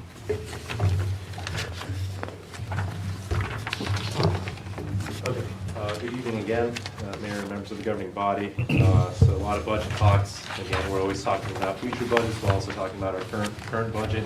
And just as a background, we started doing these budget amendments after receiving the results of the FY16 and 17 audits, where we were dinged for not tracking budgets properly, not adjusting budgets and appropriations to make sure we don't exceed any thresholds. And so we've adapted ever since to make sure we do budget amendments is kind of more of a cleaning effort towards the end of the year and also in the middle of the year, just to, again, incorporate what happened at the previous fiscal year's closing as well. So this one's kind of more of a cleanup to add kind of last minute items that were added to the budget in the amendment over the last few months. So I'll go over those positive changes. When I say positive, I mean it has a positive financial impact. Negative changes negatively impact us. That's either less revenue or more expenditure or no fiscal impact changes. And there's a lot of those you'll see where we got offsetting grants for programs like at Parks and Rec, PD, and Parks and Social Services as well. Then I'll open up the Excel file briefly to show you again how to read that and residents for how to read that file as well so they can see the highlighted changes in the budget and then talk about next steps. In terms of those positive financial impacts, that's additional savings or revenues. There's a couple of ARPA ones that ended up going back into the ARPA pool that was already incorporated into the FY23 and beyond budget. So this isn't something new, it's just more administrative cleanup as we were developing the FY23 budget. An area that we identified savings was just, we budgeted a lot more under the assumption that we may have to continue kind of those mass vaccination sites. The demand for that just went away at the start of the fiscal year, so we didn't really spend that much or at all for the fire department and Parks and Rec to continue that program. There was a lot more done last fiscal year for about 6 months for that program involving both Parks and Rec, Fire Department, and also PD for the early mass events as well. Are those carrying over to, or where's the savings going? Yeah, it's already incorporated in the FY23 budget and beyond for the ARPA spending, so FY23, 24, 25 already includes a lot of the savings. Yeah. And at the end of the year, we'll close the budget to the FY23 or FY22 budget, and we'll see what our actual spending was for ARPA, and then we'll tell you again what was available to reincorporate in the future ARPA spending as well. And then speeding ticket revenues, by now it's a lot more than this $423,000, but that was a snapshot by the end of the third quarter for just the speeding ticket revenues as well. Are those the cameras? Those are just for speeding on Euclid in the school zone. So it will stop here when school shuts down. It's only active when school's in session, but it's a pretty substantial revenue source. We started that, I want to say, end of November. And it actually broke for a couple of weeks when we had the snow event and it was damaged.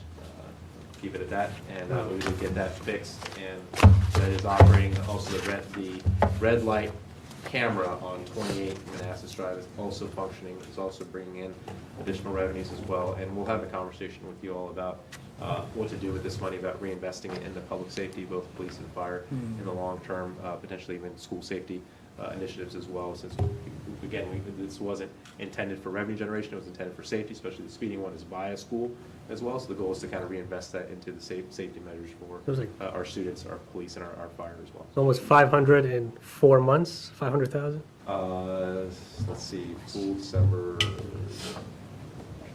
yeah, actually, you're right, I think 4 or 5 months, it was around that much. Have the number of tickets been going down since it started, now that people, no?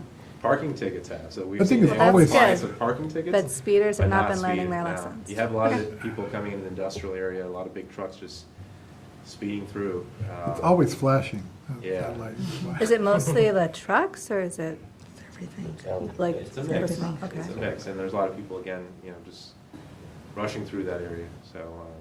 That's we're almost- also having issues with the, that Bloom's Quarry kind of crossings. I don't know if you saw the new signs going up as well, Yes. because we do have kids crossing there, so Yeah. we work with schools to try to put additional signs to slow people down. So Yeah, we'll see how I that initiative goes. appreciate that you put the crossing signs there, Yeah, so it's yeah, it's 'cause there's awesome. been people who just didn't pay attention to the border Yeah. school crossing guard and just trying to get Yeah. to 20 and beat traffic, so. Yes. So our police have been supporting schools with that one as well, so. A lot of issues there on Euclid that hopefully, in the long run, will add up and people will. You would think they invest. would want to stop paying the fine. Yes, I agree with that. I agree. That's almost 4,500 vehicles, if I did my math correctly. Yeah, it's 100. On one street, yeah, that's crazy. And I think the red light camera is gonna be even more, so just Yeah. be ready for that. But again, the goal is to come back If you and receive a copy, it's resolve flashing. different, reinvest it in public safety and school safety is gonna be our recommendation, of course. It's gonna be your all's decision what you'd like to. That's a wise recommendation, yeah. Those are positive financial impacts. or the negative, so what the additional expenditures are or less revenues, actually they're all expenditures.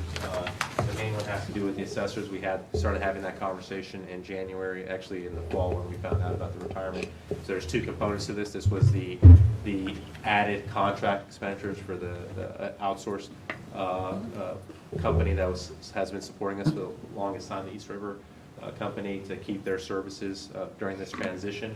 That's that second bullet, and then the hiring of the assessor and appraiser, their salary and benefits for the remainder of the fiscal year. We did lose the appraiser. They did go to another jurisdiction, so we just have one position right now, so we are actively recruiting the appraiser, yeah. So it's not the full amount that I projected in that previous agenda item that I had about what the cost would be. That's simply because we're down one person right now. And then there was an increase in travel and training expenses for the Office of City Manager. Part of that was adding the assessors to my department, so there was added training involved with that, but also just increased expenditures with just additional people in my office and additional conferences and the more expensive conference that we attended for the CinemaCon event to close the deal with the movie theater. So that's what that $7,000 represents.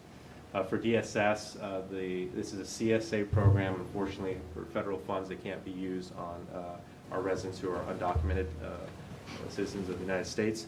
So this is a portion of the CSA program that, as a city, we would eat essentially to help these kids out. It's a very small portion of the total year, $1 million spending total for CSA. This is the non-federal eligible spending for them.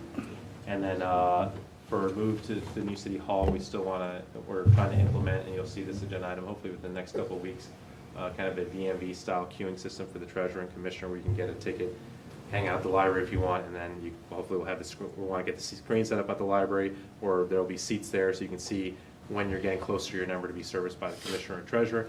So we can take away those long lines that our residents have to deal with sometimes at both offices as well, and they can just see what's happening and hopefully go read some books at the library or go get a coffee at Girani's while you're waiting for your number to get closer to be served by the treasurer and commissioner. So that technology will be in place along with additional getting the recycling bins within City Hall as well.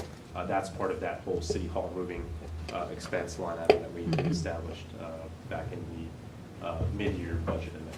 So these are the added expenditures that most of these have been on your radar, but there are a few units. Is the 7,000 increase in travel and training for you sufficient? Because we want you up to speed on everything. It is for now. I think over the last few years, just in full transparency, I haven't been attending all the city manager conferences because I know what our financial situation was. So I hope that we can ramp up, especially with the new people as part of my staff, getting them developed. We've been picking either ICMA or VLGMA. We'd like to be able to attend both, but because the city's finances, we're picking one this year. But hopefully as things get better, we can attend both. Okay.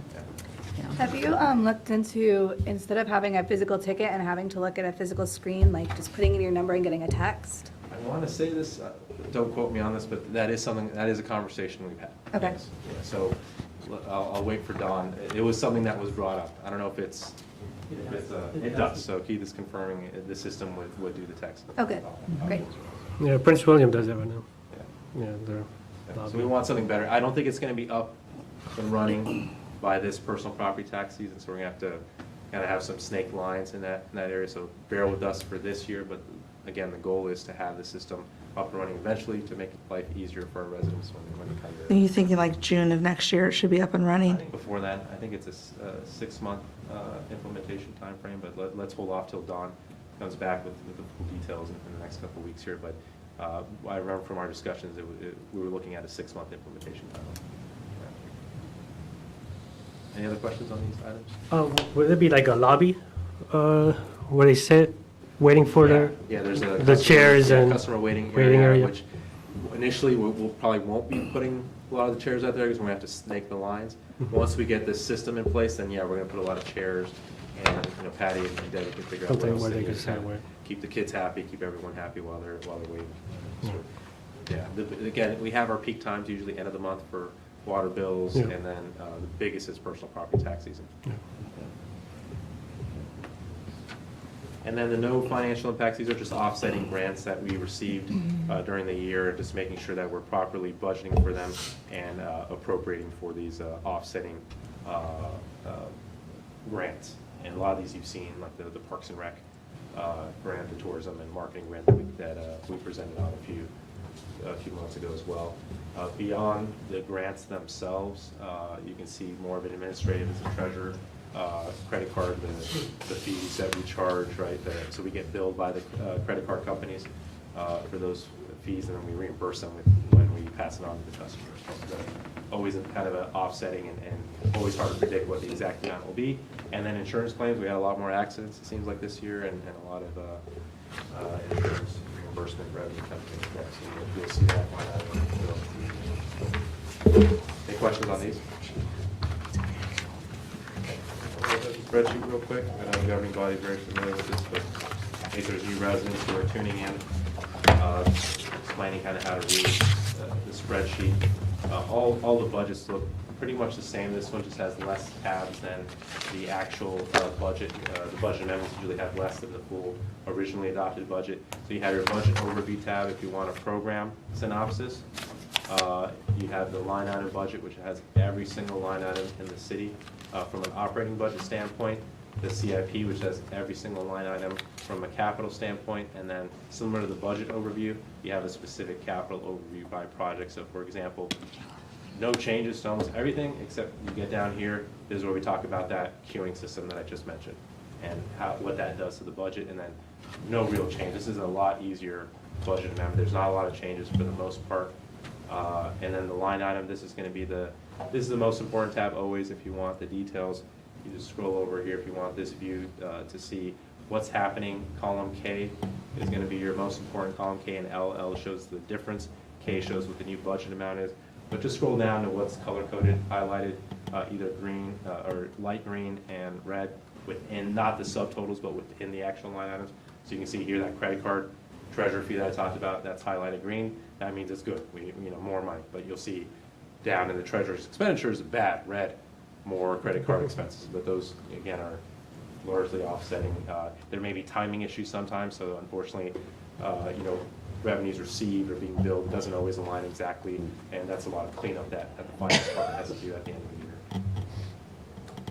And then here's another example, just a DMV grant, more revenue for the PD. The big one that we talked about, the speeding camera as well. And then you can just see that from all revenues, kind of what's green. Here we didn't have any reds, less revenues. Usually during the mid-year budget amendment, we have a lot of reds as well for less revenues. And then you go down, you get the subtotal for the revenues, kind of what it was with the last amendment, what it is now, and what the gap is. And the majority of that $600,000, of course, is the speeding camera ticket revenues. And then for the expenditures, the same thing. Here's that insurance. I was talking about the expenditure related to the insurance.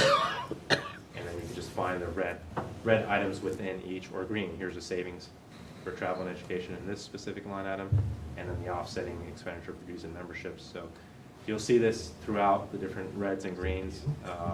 Again, the ones that actually have an impact on the budget are usually going to be the red ones, such as the assessor salary for the remainder of the year. So that's how to read this. And again, if you scroll all the way down, you get the total for expenditures. Get down there. Again, this is posted on today's agenda page on the website, and we'll keep reposting it in the next few weeks as you guys deliberate on what to do. And go down faster. Debt reserves, you can see that right now for the speeding ticket revenue, we're putting the majority of that back into reserves, but again, we'll come back and have that conversation at next year's budget closing during the fall. And here's the total spending. And the net, of course, is always zero because of the budget balances. And then no changes for water, sewer, stormwater, so you really don't have to scroll down further beyond that. So that is the spreadsheet. And then back to PowerPoint. Timeline, please review these files, send me any questions. You can vote next week, that'd be great. If not, again, since we're waiting to have the FY23 budget approved, you can do it on the 21st as well. Most of this stuff is self-explanatory, but again, we do need to have an appropriations request. So the 21st, the goal is to have the FY23 budget hopefully up for approval and Q1 for appropriations, and we have the Q4 amendment appropriations for the FY22 budget amendment, and potentially the budget vote for FY22 budget amendment 3 if you haven't voted for it on June 14th. So any questions on this presentation? So we don't vote this evening on this? No. Okay, okay. Unless you want to.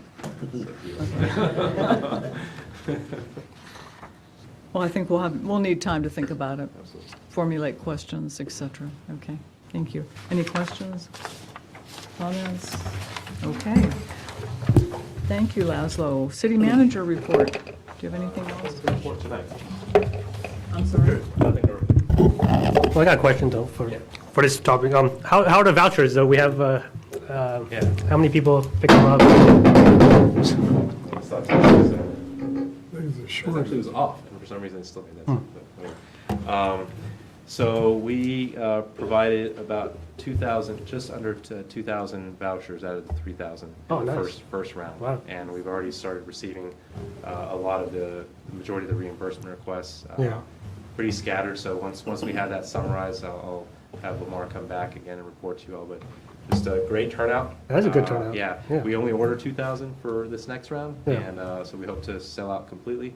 The last round is where we're going to have the July 16th ribbon cutting and kind of all-day festival here in the plaza, so we're going to order more for that one and hopefully issue out a lot more vouchers for that one, but that's Excellent. it's a significant amount of money out there for businesses.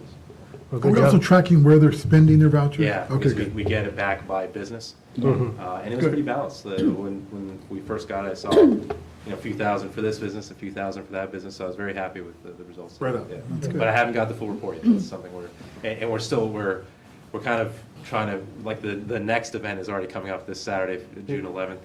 I'm actually glad you brought that up, so just as a reminder. Yeah, I saw that online, yeah. They want to join us. This one's going to be at the Andrew Drive, what's called Manassas Park Plaza Shopping Center, not to confuse it with our new Park Central Plaza. That's the one on Andrew Drive and Manassas Drive, Signal View Drive, where the 7-Eleven is in Preston's Pub.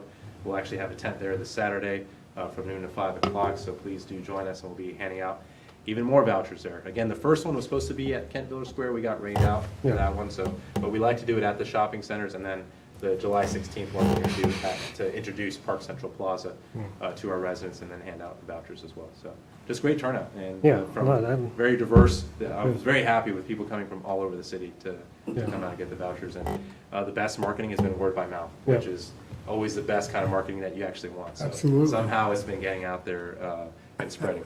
Well, good. No, I'm excited about this, and good job to the staff that implemented and executed this. Very well done. Thank you. I actually got some feedback from 2 long-term residents on Friday, and by long-term, like longer than I've been alive. And they were very happy with the program. They thought it was a very good idea because they actually went out.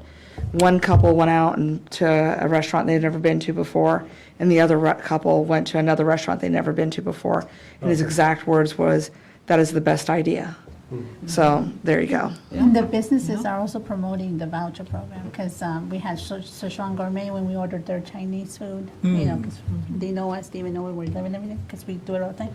He's like, "Have you gone to get the vouchers yet?" My husband's like, "There's a voucher." I'm like, "Crap, I better tell you." That was They're gonna get the vouchers a now. great use of federal funds. Yes. Fantastic.